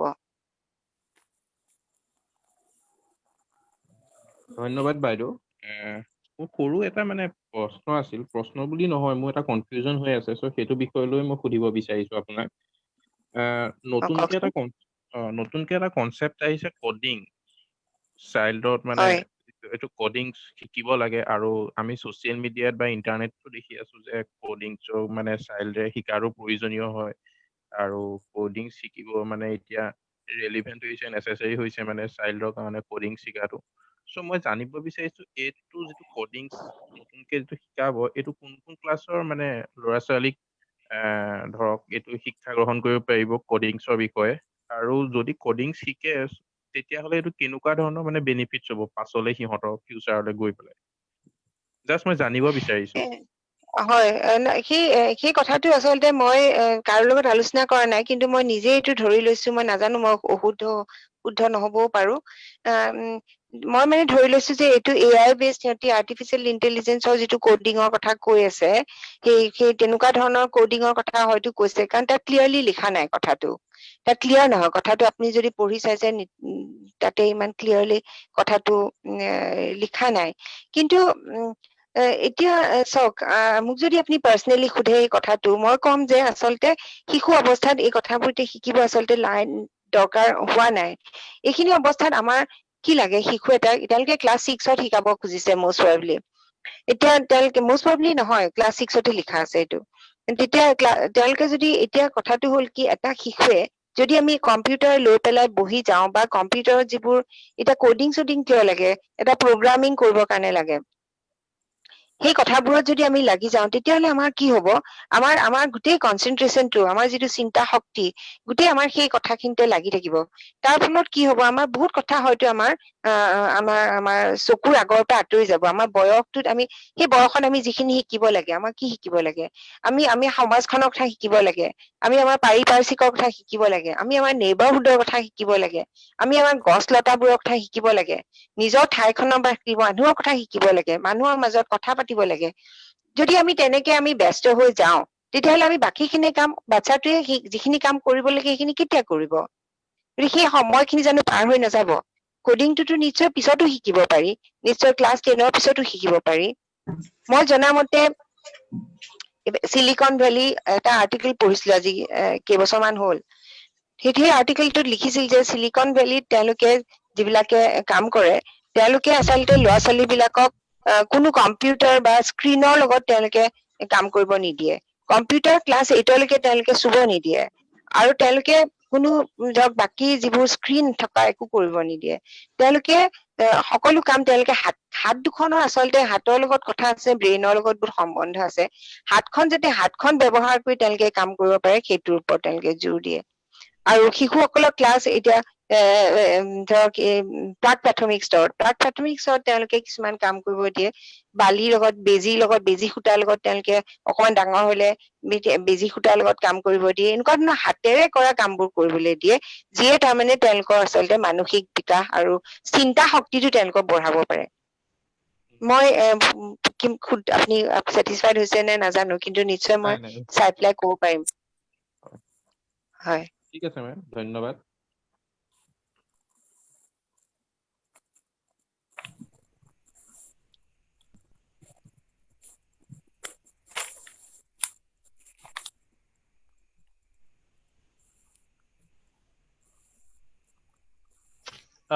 বাইদেউ মই আৰু এটা প্ৰশ্ন আছিলে আপুনি ষ্টেট এডুকেশ্যন পলিচি লৈ পেলাই কথা পাতিছে ধন্যবাদ সেইটোৰ কাৰণে আৰু এইটো যোনটো পাৰ্থই সুধিছে তাৰ ৰিলেটেডহে কুৱেশ্যন আছে মোৰ এতিয়া আপুনি যেনেকে ক'লে আৰু NEP-ত যোনটো বস্তুটো লিখা আছে যে ক্লাছ 6ৰ পৰা ভোকেশ্যনেল ষ্টাডিজটো আৰম্ভ কৰা হ'ব এতিয়া নাও প্ৰব্লেম মই ভাবিছো আমাৰ অসম নিচিনা জায়গা ইনফেক্ট নট জাষ্ট অসম আমাৰ UP আছে বিহাৰ আছে য'ত বহুত পৰিবাৰ আছে য'ত মানে বাচ্চাটো কাম কৰিবৰ কাৰণে পঠাই দিয়া হয় এতিয়া যদি দেখিছো যে যদি আমাৰ বাচ্চাবিলাক ক্লাছ 6তে কিবা এটা ভোকেশ্যনেল স্কিলছটো পিক আপ কৰিছে আৰু ক্লাছ 9-10 লৈকে 10ততো বহুত বাচ্চা ড্ৰপ আউট হৈ যায় তো ক্লাছ 9তে সি দেখিছে যে মোৰ ওচৰত এটা ভোকেশ্যনেল স্কিল আছে এতিয়া মই গৈ পেলাই চাকৰি কৰিব পাৰিম ক'ৰবাত কাম কৰিব পাৰিম তো দেন সেই বাচ্চাটো কমপ্লিটলি এডুকেশ্যনৰ পৰা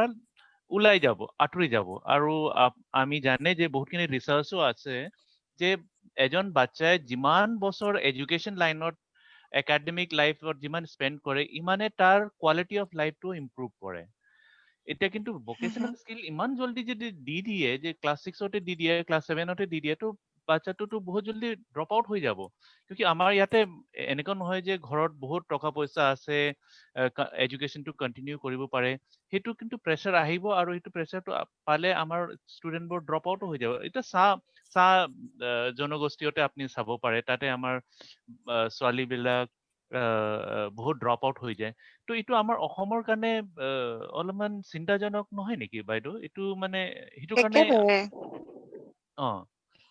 একেবাৰে চিন্তাজনক আৰু এইটো কি হ'ব নহয় সেইকাৰণে মই প্ৰথমতে কৈছো যে এটা বৈষম্যমূলক এটা ডিছক্ৰিমিনেটৰী তেওঁলোকে পলিচি লৈছে আৰু তাত এনেকুৱা লাগিছে যে তেওঁলোকে এইটো মানে বাই ডিজাইন কৰিছে যেন লাগে যে এতিয়া তেওঁলোকে 21 শতিকাৰ কাৰণে বুলি কৈছে 21st চেঞ্চুৰী এতিয়া আমাক যিটো মানে এটা আমাক কিছুমান স্কিল লেবাৰ লাগিব আৰু এতিয়া লেবাৰ লছটো মানে বহুত চেঞ্জ কৰি পেলাই লেবাৰৰ হেৰিটো কমাই দিছে গতিকে ৱেজটো কমাই দিছে এতিয়া কি হব যে ল'ৰা ছোৱালী বিলাকে যেতিয়া কেতিয়াও ক্লাছ 10লৈকে আমি কেতিয়াও এইটো কথা বিশ্বাস মানে আমি ছাপোৰ্ট কৰিব নোৱাৰো যে শিশুসকলৰ অন্ততঃ ক্লাছ 10লৈকে তেওঁলোকে যিটো শিক্ষা পাব লাগে সেই পুথিগত শিক্ষা কিতাপৰ শিক্ষা পাব লাগিব তেওঁলোকে কিবা অফকোৰ্চ তেওঁলোকে এক্সপিৰিয়েঞ্চিয়েল লাৰ্ণিঙো কৰিব প্ৰজেক্ট বেছ লাৰ্ণিং কৰিব কিবা কৰিব সেইবোৰ চব থাকিব কিন্তু তেওঁলোকক যদি আমি ভোকেশ্যন ক্লাছ 6ত তাৰমানে ক্লাছ 6ত মানে 11 বছৰ মান কিমান হ'ব 11 বছৰ হ'ব নে 13 বছৰ হ'ব 13 বছৰ মান হ'ব সেই ল'ৰা ছোৱালী 13 নে 11 হ'ব দে মই অকণ কনফিউজ হৈছো কিমান বছৰ হ'ব ক্লাছ 6ত 11 হ'ব ক্লাছ বাইদেউ 6ত 11 হ'ব ন আচ্ছা 11 6 + বছৰতে 5 যদি 11 বছৰতে যদি তেওঁলোকে কিবা এটা ভোকেশনত লাগি যায় তেওঁলোকেতো আঁতৰি যাব ন আৰু মাক বাপেকে ভালেই পাব যে মাক বাপেকে ক'ব যিবিলাক দুখীয়া শ্ৰেণী যিবিলাকে পঢ়াবলৈ এটা সামৰ্থ্য নাই তেওঁলোকেতো ক'ব যে ঠিক আছে তো ভালেই হৈছে এইটোৱে শিক আৰু বহুত সময়ত কি হ'ব মাক বাপেকে যিটো কাম কৰে যদি কোনোবা আজি তাতে তেওঁলোকে দিছে পটৰী কথা দিছে তাৰপিছত অন্যান্য কিবা কিছুমান দিছে যদি সেইটো ট্ৰেডত অলৰেডি মাক দেউতাক আছে ঘৰখন যদি আছে তেতিয়াহ'লে শিশুতে ক্লাছ 10 লৈকে কেতিয়াও নপঢ়ে কাৰণ এইটো সুবিধা পালে যে এইটো শিকি পেলাই কামত লাগি যাব আৰু তেনেকুৱা ধৰণকে ড্ৰপ আউট কৰা বহুত চান্স আছে আৰু এইটো কেতিয়াও উচিত নহয় এই কথাটো আমি কেতিয়াও মানি ল'ব নোৱাৰো মাল্টিপল এক্সিটটো মানি ল'ব নোৱাৰো আৰু তেওঁলোকে কৈ আছে এতিয়া চাওকচোন কেনেকুৱা এটা ডিছক্ৰিমিনেটৰী কথা নহয় নে যে আমি ছচিয়েলি এণ্ড ইকনমিকেলি ডিসএডভান্টেজ গ্ৰুপ বিলাকৰ কাৰণে আৰু যিবিলাক ডিষ্টেন্সত আছে যাক আমি শিক্ষা দিব নোৱাৰো তাত তেওঁলোকে অপেন স্কুলত যাব আৰু তেওঁলোকে ডিষ্টেন্স মোডত তেওঁলোকে ODL মোডত তেওঁলোকে শিকিব তেওঁলোকক তাত পৰীক্ষাও লোৱা হ'ব ক্লাছ 3 5 8ত তেওঁলোকে এটা টেষ্টটো দিব পাৰিব য'ত তেওঁলোকে চাৰ্টিফিকেট পাব তাৰ মানে কি তাৰ মানে হ'ল এই ল'ৰা ছোৱালীবোৰ প্ৰপাৰ স্কুলিঙৰ পৰা আঁতৰি গ'ল কিন্তু এখন ৰাষ্ট্ৰৰ আমাৰ ৰাজ্যখনৰ দায়িত্ব নহয় জানো সকলোকে শিক্ষা দিয়া দূৰ হলেও যি হলেও আমাৰটো দায়িত্ব আছে যেনেকে হওক আমি কেনেকে স্পেণ্ড কৰিছো আমি ক'ত স্পেণ্ড কৰিছো আপোনালোকে যে অকমান মন কৰিলে দেখিব আমি ৰাজ্যখনে আমাৰ স্পেণ্ডিং পেটাৰ্ণটো কি আমি কোনফালে আমি আচলতে খটুৱাই আছো কিমান মানুহৰ আমি কেনেকে আমিতো এডুকেশ্যন চেছ এটা লৈছো এডুকেশ্যন চেছটো লৈ আমি যদি RTI কৰিয়ে দেখিছে যে আমি কেনেকে ব্যৱহাৰ কৰিছো আমি ব্যৱহাৰত কিমান তাৰতম্য আছে গতিকে এইটো আমি কেতিয়াও আমি ছাপোৰ্ট কৰিব নোৱাৰো কেতিয়াও নোৱাৰো এইটো ছাপোৰ্ট কৰিব এইটো কেতিয়াও ভালৰ কাৰণেও নহয় থেংক ইউ বাইদেউ আপুনি এইটো যোনটো ওপেন ডিষ্টেন্স লাৰ্ণিঙৰ কথা কৈছে এইটো কিন্তু বহুত ইণ্টাৰেষ্টিং ফেক্ট মানে এইটো আৰু আমি যোৰহাট গোলাঘাটতো দেখি আছো যে বহুতখিনি স্কুল ক্লোজ ডাউন কৰি দিছে আৰু কনচলিডেশ্যন কৰি আছে আজিকালি দেখিছো আমাৰ যদি এনৰোলমেণ্ট কম থাকে তো স্কুলটো বন্ধ কৰি দিয়ে আৰু বাচ্চাটো আগত যোনটো 3 কিলোমিটাৰত আছিলে এতিয়া 5 কিলোমিটাৰ দূৰত স্কুলটো গুচি গ'ল কিয়কি কনচলিডেশ্যন কৰি পেলাই য'ত এনৰোলমেণ্ট বেছি আছে তাতে স্কুল ষ্টুডেণ্টবোৰক পঠাই দিছে সেইটো কিন্তু ড্ৰপ আউট চান্সটো বাঢ়ি যাব তাত তো একেবাৰে এক্টিভিটিটো যোনটো হৈ আছে এইটো কনচলিডেশ্যন যোনটো কৰিছে এইটো কি আমাৰ এইটো NEP-ৰ পাৰ্টে আছে নেকি য'ত আপুনি এইটো ODL আছে NEP-টো ৰেচনেলাইজেশ্যনটো এটা মেইন তেওঁলোকৰ হেৰি আছে মানে যিটো তেওঁলোকে স্কুল কমপ্লেক্সৰ কথা কৈছে স্কুল কমপ্লেক্সত তেওঁলোকে কি কৰিব স্কুল কমপ্লেক্সত তেওঁলোকে ৰেচনেলাইজ কৰি প্ৰথম তেওঁলোকে যিবোৰ স্কুলত কম ষ্টুডেন্ট আছে যিবোৰ কম হেৰি আছে সেইবোৰ তেওঁলোকে বন্ধ কৰি দিব আৰু বন্ধ কৰি দি তেওঁলোকে কি কৰিব তেওঁলোকে সেই স্কুলবোৰ লৈ আনি বেলেগ এখন স্কুলত দি দিব আচ্ছা আৰু তেওঁলোকৰ ৰেডিয়াছটো চাব হা ৰেডিয়াছটো হ'ল 5 পৰা 10 কিলোমিটাৰৰ ভিতৰত সেইখন হ'ব আৰু কোনে চাফা তাৰমানে যদি আজি 10খন গাঁও থাকে 10খন গাঁৱৰ ভিতৰত যদি 10 কিলোমিটাৰত যদি 10খন গাঁও থাকে তাৰ ভিতৰত 9খনে সুবিধা নাপাব এখন গাঁৱেহে পাব কাৰণ আৰু 5 পৰা 10 কিলোমিটাৰ যেতিয়া ল'ৰা ছোৱালী আহিব লাগিব স্কুললৈ আপুনি ভাবকচোন কেনেকে আহিব আৰু আমি জানো আমাৰ পাহাৰীয়া অঞ্চলত ৰাস্তা কেনেকুৱা গ্ৰাম্যাঞ্চলত ৰাস্তা কেনেকুৱা ডেফিনেটলি সেই ল'ৰা ছোৱালীবোৰ কি হ'ব তেওঁলোকে ড্ৰপ আউট হ'ব আৰু তেওঁলোকক ওপেন এণ্ড ডিষ্টেন্স লাৰ্ণিং বুলি তেওঁলোকে এনৰোলমেণ্ট কৰাই থব আৰু এনৰোলমেণ্ট কৰাই পেলাই তেওঁলোকে ক'ব যে আমি 100% এনৰোলমেণ্ট আমাৰ হ'ল গতিকে এইটো এটা ভয়ানক কথা হবলৈ গৈ আছে এইটো আমি কেতিয়াও ইয়াত এপ্ৰুভ কৰিব নোৱাৰো আৰু যিটো কথা কৈছে যে গভৰ্ণমেণ্ট স্কুলক প্ৰাইভেট স্কুলৰ লগত লগাই দিব এইখনত এইটো কৈছে কিন্তু প্ৰথম যোন ড্ৰাফ্ট NEP-খন যদি পঢ়িছে আপোনালোকে প্ৰথম যিখন ওলাইছিলে সেইখনত আপোনাৰ যিটো 485 পেজৰ যিখন আছিলে সেইখনত তেওঁলোকে লিখিছিলে যে প্ৰাইভেট স্কুল বিলাকত স্কুলৰ কেম্পাছবোৰ নাথাকে এতিয়াতো RT নৰ্মছবোৰো নামানে আৰু গুচাই RT মেনচনে নাই এবাৰ নে দুবাৰ কৈছে তাকো নৰ্মছবোৰ স্লেক কৰিছে বুলি কৈছে ইয়াত কৈছে যে ইনফ্ৰাষ্ট্ৰাকচাৰৰ কোনো ৰিজিডিটি ইমান নাথাকিব ফিজিকেল ইনফ্ৰাষ্ট্ৰাকচাৰ কাৰণ শ্বেয়াৰ কৰিব তাত কোৱা আছিলে সেইখনত ডিটেইলছ কোৱা আছিলে যে প্ৰাইভেট স্কুল বিলাকৰ যিবিলাকৰ মানে এয়া নাই কম্পাউণ্ড নাই তেওঁলোকে গভৰ্ণমেণ্ট স্কুলৰ যিহেতু আমি সাধাৰণতে দেখো যে ডাঙৰ কম্পাউণ্ড থাকে গভৰ্ণমেণ্ট স্কুলত গৈ পেলাই তেওঁলোকে তেওঁলোকৰ এনুৱেল স্পৰ্টছ এইবিলাক তেওঁলোকে যিবোৰ প্ৰগ্ৰাম হয় সেইবোৰ কৰিব জাষ্ট চিটুৱেশ্যনটা ইমেজিন কৰক যিখন স্কুলত আমাৰ ল'ৰা ছোৱালী বিলাকৰ না পিন্ধিব ভাল স্কুল ড্ৰেছটো আছে ভৰিত চেণ্ডেল ফটা খালী ভৰি এনেকেই দেখিব আৰু তেওঁলোকৰ কোনো মানে ধৰক স্কুলৰ ষ্ট্ৰাকচাৰটো আমি জানো আমি কবলৈ যিবিলাকে দেখিছে তেওঁলোকে জানে যিবিলাকে এই কথা জানে তাত যেতিয়া ক্লাছ হৈ থাকিব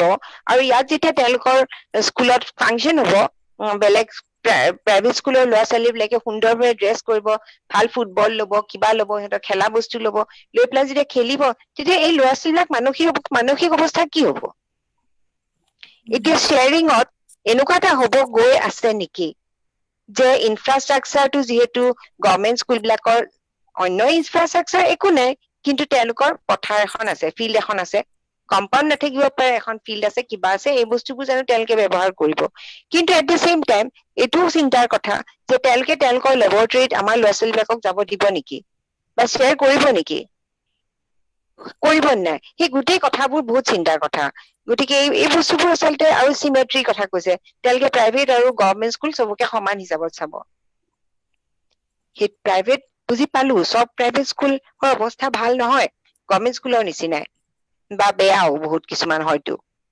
কিন্তু যেতিয়া আপুনি একেটা ৰুলছ একেটা ৰেগুলেশ্যনছেৰে চাব তেতিয়াতো বহুত অসুবিধাৰ সৃষ্টি হ'ব নহয় কম্পেৰেবল নহয়তো এটা ষ্টেণ্ডাৰ্ডত আনিব নোৱাৰি উইদিন ডেট গ্ৰুপ চাব লাগিব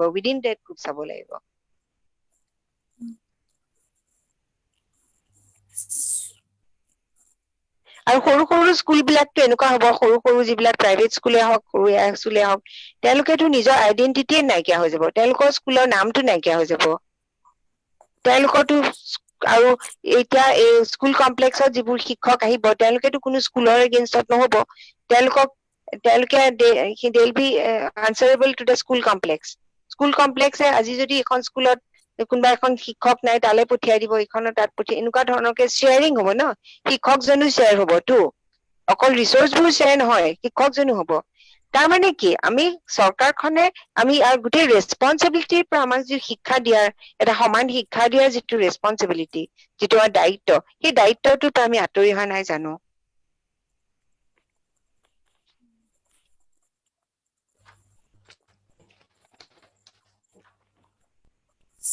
বাইদেউ আপুনি এইমাত্ৰ কৈছে যে টিচাৰ্ছ বোৰটো শ্বেয়াৰ কৰা হ'ব স্কুল কমপ্লেক্সৰ মাজত হয় তাৰমানে আমাৰ টিচাৰ্ছ ৰিক্ৰুটমেণ্ট কম হৈ যাব নেকি ৰিক্ৰুটমেণ্টটো হ'ব বুলিতো তেওঁলোকে দিছে কিন্তু মানে তেওঁলোকে কৈছে যে তেওঁলোকে সংস্কৃত টিচাৰ ল'ব তেওঁলোকে লেংগুৱেজ টিচাৰ ল'ব তাৰপিছত তেওঁলোকে লেংগুৱেজ শিকাব লাগিব তিনিটা লেংগুৱেজৰ কথা আছে চাবজেক্ট টিচাৰ্ছ তেওঁলোকেতো ল'ব বুলিয়ে কৈছে এতিয়া ল'লে যদি শ্বেয়াৰ কৰিব লাগে জাষ্ট ইমেজিন এ চিটুৱেশ্যন যদি আমি শ্বেয়াৰ কৰিব লাগে আজি এতিয়া এখন স্কুলত এখন ধৰক প্ৰাইমেৰী স্কুল এখন প্ৰাইমেৰী স্কুলখনত 5টা ক্লাছ আছে 5টা ক্লাছত যি সাবজেক্ট 5জন টিচাৰ থাকিব নে নাই এই 5জন টিচাৰৰ মাজৰ পৰা শ্বেয়াৰ হ'ব নেকি বা হাই স্কুলখনত তাত যদি মেথছ টিচাৰজন আছে সেই মেথছ টিচাৰজনে আজি এখন স্কুলত পঢ়ালে কালি এখন স্কুলত পঢ়ালে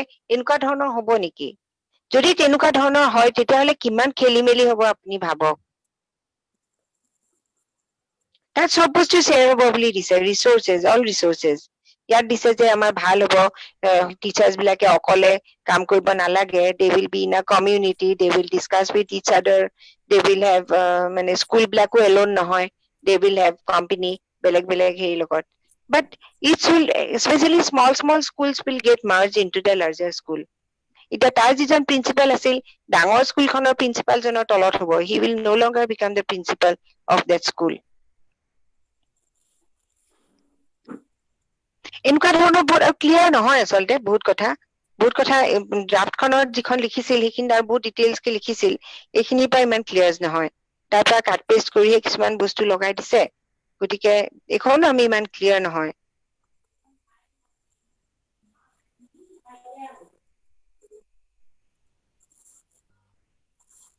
বহুত কন্ট্ৰাডিকশ্যন আছে আচলতে আপুনি যদি ভালকে চাই 66 পেজৰ মাজতে বহুত কন্ট্ৰাডিকশ্যন আছে তেওঁলোকে কৈছে যে চৰকাৰী স্কুলবিলাকৰ উন্নতিৰ কাৰণে তেওঁলোকে কৰিব লাগে আৰু একেলগে তেওঁলোকে কৈছে যে প্ৰাইভেট স্কুলবিলাকৰ কাৰণেও কৰিব লাগে আৰু প্ৰাইভেট কি school ফিলেন্থ্ৰপিক school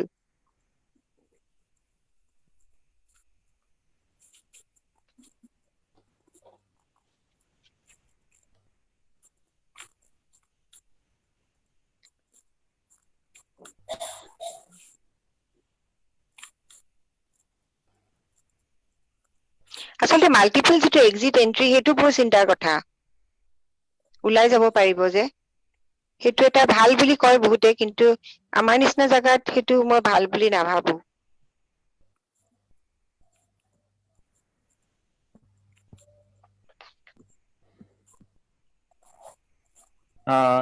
Excuse me, ma'am. Here, MK. yes Can I ask one question? yes of course So let's give one case. Let's take one case. Say somebody who have identified some opportunity either to make education accessible for some geography, some community who have not been able to access education as they should be, and a person is now willing to start either an NGO or establish some like a private budget school in rural settings. So what do you suggest for this kind of people who are identifying opportunity so that they can provide education to the rural community as well as earn something, some little bit from their efforts? I mean, by charging a small amount of fee from student. For this kind of people, what do you suggest? What would be the right move? Actually, they have laid down some principles. Some there will be some standard setting, and those standards will be have to be fulfilled.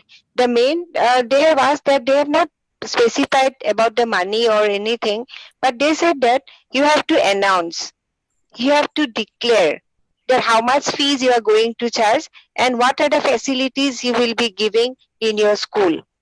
What facilities you will have, number of students, and then facilities, and according to the facilities you have to charge fees. And but they also said philanthropic. It's very, I told you, it's very controversial, you know, like so many things are there.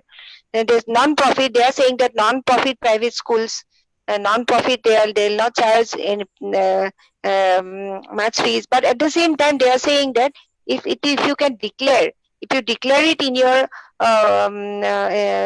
either in the cluster, because these private schools also will be covered in the clusters. If you disclose it in your school, or in a cluster, there will be some space, probably maybe online space, offline space, I do not know.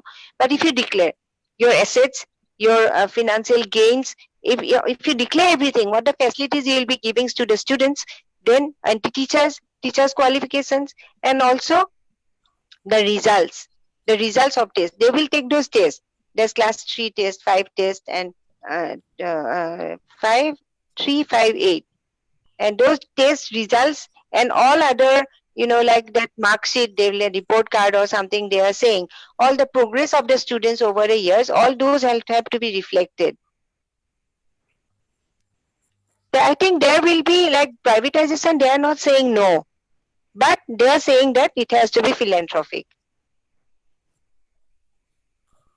Thank you.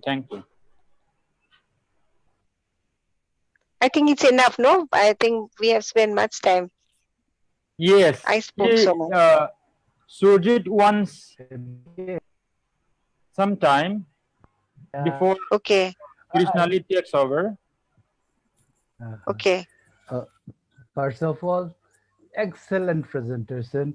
Thank you so much, Vaido. Surjit, I am basing. I have based your, I mean, whatever you gave. I tried to make slides in SMEs, taking your clues from your slides, and but I could not make, because it takes lots of time to write in SMEs, in typing in SMEs. So I stopped doing that. I made and I stopped. Yeah. In fact, I discovered that I can follow Assamese much better than before. It's a wonderful presentation. I really enjoyed right from the beginning, and the flow was so good. The presentation was so good, except once there was some disturbance because of the network and the sudden mute of the mic. But you read it again. It was very happy to listen such a very, very good presentation. Oh, If thank you you very permit me, I much. just want to add, I just want to add a few points in response to our friend Partha. He was talking Yeah, about please do. Yeah. artificial intelligence and coding. Mhm. NEP 2020 mentioned it rhetorically, but please refer to the chapter 11, section 1.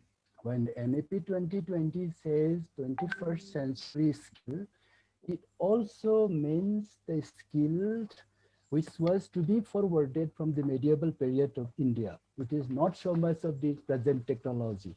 So the what we call liberal art is also appropriated with the knowledge before the British and the Muslim came to India. So it's quite a regressive appropriation of the 21st century skill, and the artificial intelligence and the coding and all that things mention it somewhere, but it doesn't have any implication in terms of recommendation. So we all have to ponder a little bit. Second one, I just want to reiterate once again what Baido keep repeating it also, and what our friend was having a lot of concern about dropout. Good news is that there will be no dropout. Bad news is that there will be no quality education. Yeah. If we look at specifically to the chapter 3, section 4, it clearly says if there is no infrastructure requirement, if there is no staff requirement, there will be no insurance of the quality. That means for online and open and for vocational education children, there will be no insurance of quality question. I just want to add one more to our friend Deep. Deep was asking about state policy of education. Uh, uh, I'm afraid that there is no space for policy in terms of state. The NEP 2020 is centralized to the extent that our state education minister will be simply paper tiger. There is no scope at all. Only provision, one provision is short, other is long term, which is simply provisioning for 1 year and 3 to 5 years. Of course, this is in addition to what Baido was presenting it. I'm afraid that I don't want to add quite a lot of it, but as Baido keep repeating that it is one of the most contradictory document, and about the government schools and the private schools in the state level, except those schools run by the center, the government school will be treated exactly like a private school. So what is the consequences, possible consequences? We all need to think about it. About teachers recruitment, definitely. The NEP 2020 proposed to reduce the teachers recruitment. I will not go in details about it. And, That is why cluster.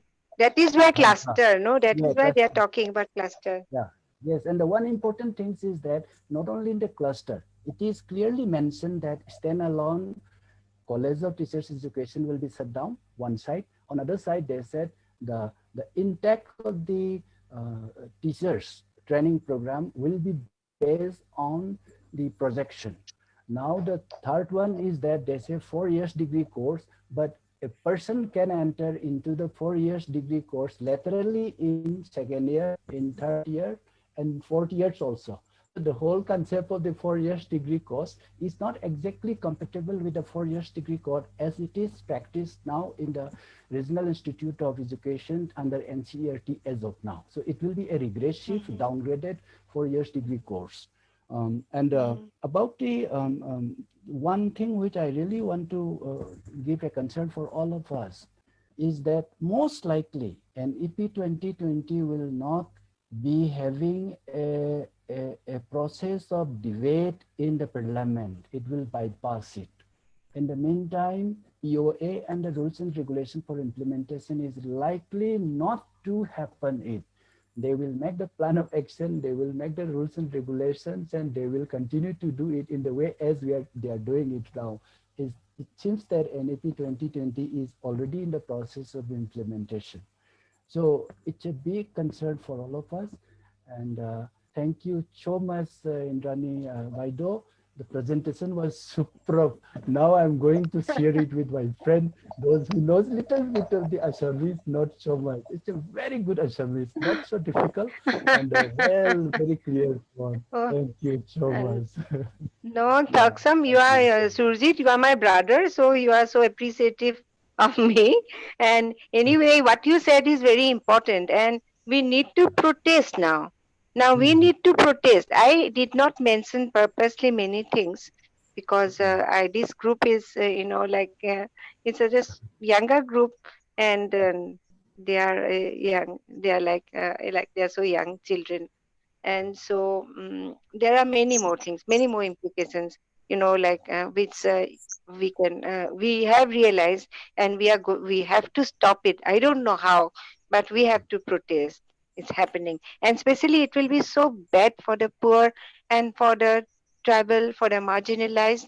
For it will only help only a meager section of people who are already at the upper echelon, like the in economics we have seen. I mean, in the country's economy, we've seen who in whose hand these are. Yeah, So, like, so it's a very depressing situation. Very, but we have to fight it back. We have to do something about yeah. it. Uh, MK, with your permission, Baido's permission, can I answer to your questions about the budget private school for those civil service, Yeah, please do. civil Yeah, cinema yeah. society I think you are better organization? placed. Yeah, you Yeah, have written yeah, also. yeah, Yes, yes. Please yeah. do. I wanted to tell you that. I think the only choice for the budget private schools right now is to convert themselves into a budget coaching center for online and open schooling. That is the only choice where we can help the poor people. Because the poor people, whoever, rich people or poor people, whoever who join open schooling or online schooling, they will definitely in need of extra coaching, extra input. And Oh, this you're will right. be, You're right. yeah, this will be much more imperative for the poor people. And for example, a an organization, an NGO in the remote part of Manipur in Tamenglong district, if these children are admitted in under open school, under NIOS or SIOS, State Institute of Open Schooling, even simply to collect the reading materials, they need help Mhm. because postal services no more exist now, and they cannot download those things from the internet because the network is not available. Even if they want to download it, they cannot pay because to download the whole book for a class 10 course, one have to spend at least not less than 4,000 pages. And the 4,000 A4 size pages, we need 8 bundles of the rim, and the 8 bundles of the rim costing at the rate of the 300 per rim will cost at least in the tune of the 3,000 to 4,000. So admission will cost minimum of the 3,000, registration plus the fees for exam fees per subject 300 as of now, likely to increase it. That will cost it at least 1,500. Now the concession given to the girls and the concession given to the SC, ST and the minority has been removed. So they have to pay as much as a general person. So therefore the expenditure will be almost double. On the top of that, the scholarship to the ST has been removed. Therefore, there will be no financial incentive except for merit-based incentive. Therefore, the ST community in the far-flung areas, they are under pressure to spend as much as anybody in the urban areas. So therefore, the civil society organization will be running up and down to carry these things. They will become postmen and they will try to raise fund for these poor people. The poorest of the poor, if they really want to get certificate, as of today, 2020 rate in the NIOS, they have to spend minimum of the 7,000 a year, plus other extra expenditures, plus the internet expenditures, all these things. Each one of them will be spending around 15 to 20,000 a year, even simply to pass under open institution. Under these circumstances, with no provision from the government, then the CSO now will intervene it in the form of academic, infrastructural, physical, and financial help. But all this effort will not be able to document yourself or any NGOs as running a school because you are not qualified to run a school under a school complex. Because under a school complex, school is not the smallest unit. It is impossible to run a school. School is no more a unit now. If you want to run, you have to run a school complex.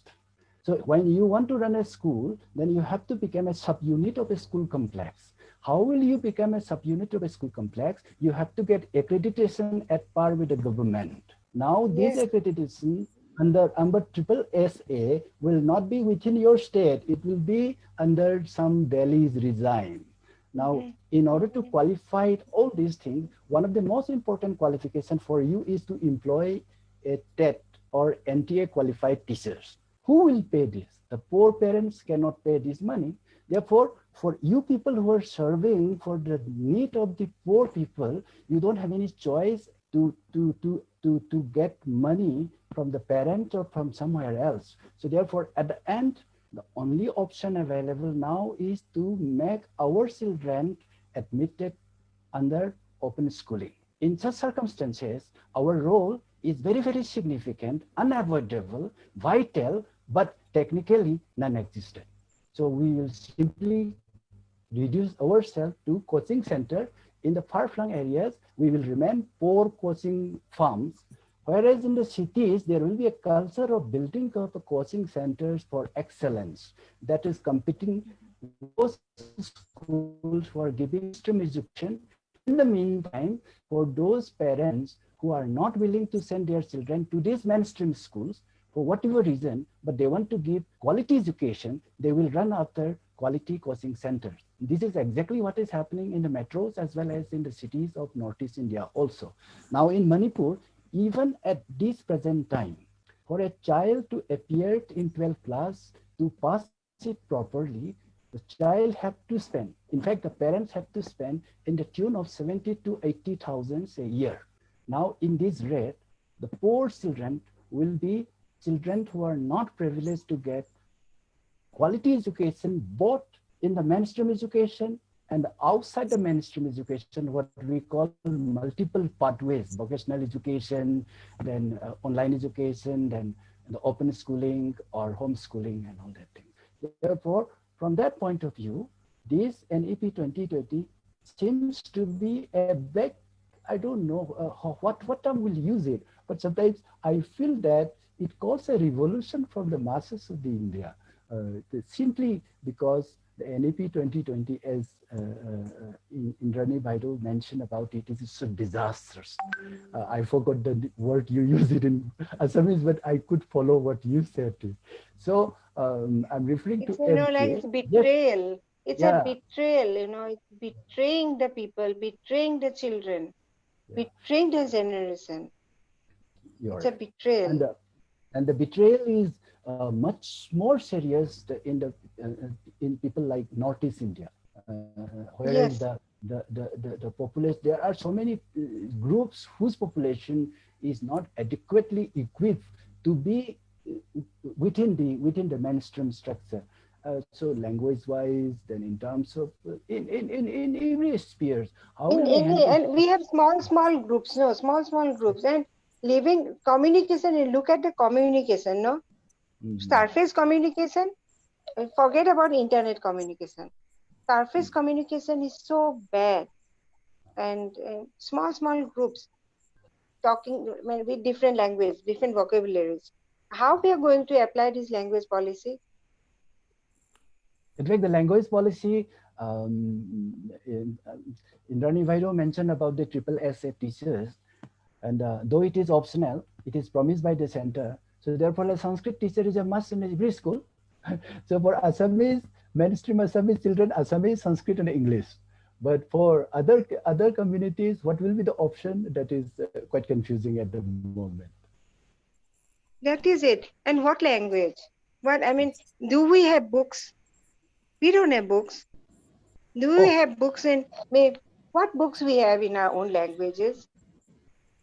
We don't have. That has been promised under the foundational and the preparatory course. That was what they said is that national framework for pedagogical and the curricular for ECCE, and in addition to that, national foundation, national mission for foundational literacy and the Yeah, numeracy, and and they are numeracy, yeah. promising the teaching materials, but it is to be prepared centrally, not in the local level. The state Yes, government yes. is already bypassed. Yeah. So that is And you dangerous. can imagine, no, what they will prepare.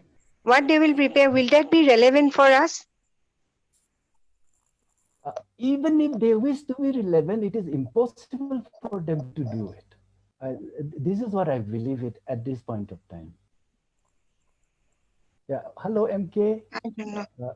Yeah. Are we still having time? I don't know. Maybe both of us are talking. Yeah. And once we start it, since it is from the heart, sometimes difficult to stop it. So I'm referring to MK regarding this about the budget school. And what I believe is that the NGOs will convert themselves into budget coaching centers, and they will continue to do good work, but their good work will never be in a position to document it as an educational work. It will remain outside the system. So scaring, no? When you read, it's so scaring, to when you replace yourself in that situation and you see, so scaring. I think we need to discuss more, Surjit. Yeah. We need to discuss, we need to talk more, and maybe we will talk more often and document it, Yeah, you're right. I think we have to do that. In And fact, especially from Northeast context. yes. I find that there is a question from our friend Deep Jyoti. Is Indrani Baido be able to pick it up, this one? I don't know what, actually I can't see from here. I can't see the chat box from my. Shall I read it out with your permission? Yeah, please do. Yeah, Please do. Is, since we have not been able to influence NEP 2019, is there any glimpse of hope in the curriculum framework and the state education policy?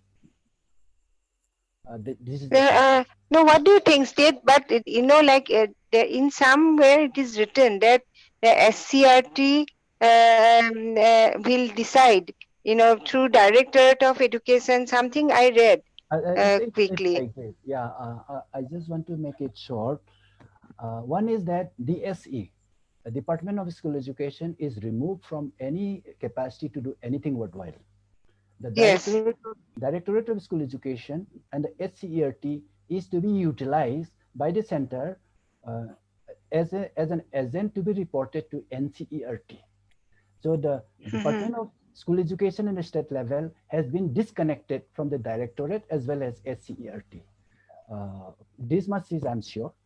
Then the whole notion of the state education policy is impossible under NEP 2020. There is no scope for state education policy, but there can be state implementation policy provided the center approve it. But policy-wise, it can never be state policy.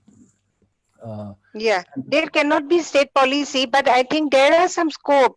If you read it, I don't know whether maybe there, I think it's just to, give a Joomla kind of thing, just to make us, like feel that it is there. I don't know, but I don't have actually any hope. I think that we should reject it altogether. Yeah, you are right. Absolutely right. And the second part of the Deep's question about the curriculum, I just want to note it very carefully for all of us. For foundational and the preparatory course, there is no scope for the center, so for the state to play a role. The curricular framework, the curriculum, the text, the guideline for teaching, and the teaching learning materials will be prepared by the center. It will lie with the Ministry of Education. It's clearly said it. Now for secondary, up to secondary level, there will be a national curricular framework to be created by NCERT, to be approved and accepted by the the present Ministry of Education. Now, this curriculum, as of now, the NCERT's NCERT 2005 is the framework on which the state is supposed to build up curriculum. This space for development of the curriculum by the state has been completely removed and abolished. The curricular framework will be in the hand of the state. The curriculum will be in the hand of this, the curricular framework will be in the hand of the center. The curriculum will be in the hand of the center. The syllabus will be in the hand of the center. And the textbook also will be prepared in the hand of the center. In addition to that, the teaching learning process is to be designed under the supervision of the NCTE, National Councils of Teachers Education. And the NCTE will involve SCERT in framing that policy, in framing that framework to reach out to the stakeholder. So definitely the state has been bypassed, and definitely the state board will be abolished. The BOS, Board of Assessment, BOA or BOE, established under SSSA, State School Standard Authority, definitely is not to be reported to the state government. The mandatory reporting will be to the NCERT, and the NCERT is supposed to reach out to the Education Ministry. So the state has been bypassed completely. In fact, whatever we believe under the concurrent list, this also will be completely a farce. It will not at all implementable. So this is where the scope for state education policy is almost nullified. Now, one more thing I just want to mention it when we talk about the dropout, because the vocational education, what Deep was raising it, the vocational education from class 6, please, for God's sake, please don't take it as an introduction of the junior ITI. We have to see it in conjunction with CLPR, which was formulated in 1986 as a Child Labor Prohibition and Regulation Act. But that was once again reformulated and amended in 2016. And the rules and regulation amended one comes in 2000, no, RR comes in 2017. The act was in 2016. Now the new RR and the new rules, sorry, the new act in section 3, subsection A and V clearly says that a child can be employed, provided that time of employment is not school timing. Now, if we go to the website of the National Institute of Open Schooling, they say National Open Schooling is designed in such a way that the children will not have specific school timing. If we read in conjunction with the amended act of the CLPR and the standing present statement of the NIOS, then it clearly says that a child can be a child labor. Now let us read this in conjunction with the NEP 2020 section 3.4, which says that for any education whereas the infrastructure and the staff is not necessary, the quality insurance will not be there. That means a child will be a child labor. In the meantime, he or she will be a part of the GER. So it is a complete regression. In fact, if in a normal circumstances, any court must be able to intervene it. But I don't know, India is not in the normal circumstances now. So what can we hope?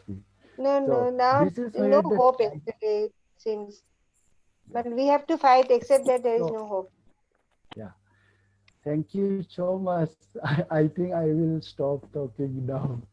No, but you said many valuable things.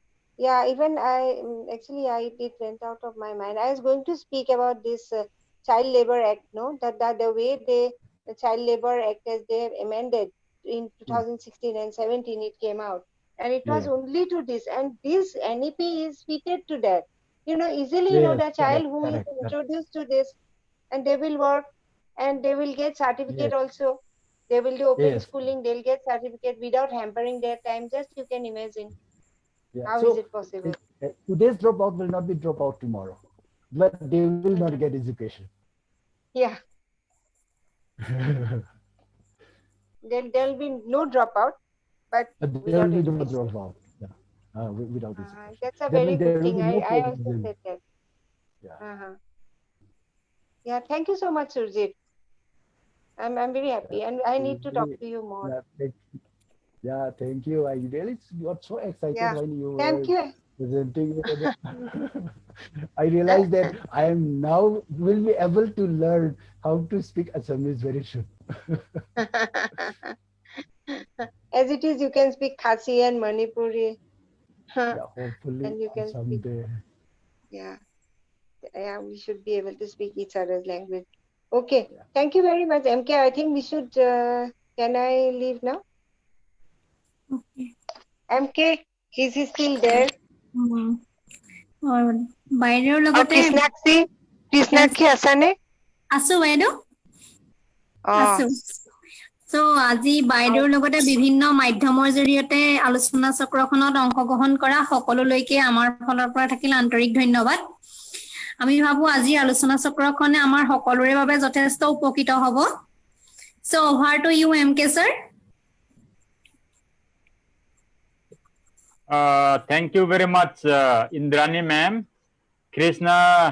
Krishnali, thank you very much for moderating the session and raising those questions in Assamese. And also to Surjit, for your additions and clarifications and your responses to some of the questions. In the next week, we are hoping to continue this series. We have not yet finalized which regional language it would be for next week, but most probably it would be either Boro or Nagamese. So I invited all of you to also join in the coming series. And as Indrani and Surjit had mentioned that there are many more things to discuss on the policy document. And in the future, after finishing all these few the main regional languages, maybe we are also trying to come back with English in English version. So for that, maybe we can have 1, 2, or more panelists. For that, I also wanted to reserve Indrani ma'am and Surjit as well. And we can also look out for some other resources to comment on the policy. Thank you so much, all the participants, for investing your time and energy and staying till the end. And thank you so much. Please take care. thank you. And bye, Thank you, bye, MK. bye. Thank Good you, night. Surjit. Thank you, Krishnali. Thank you very much. Thank you. Thank you, everyone.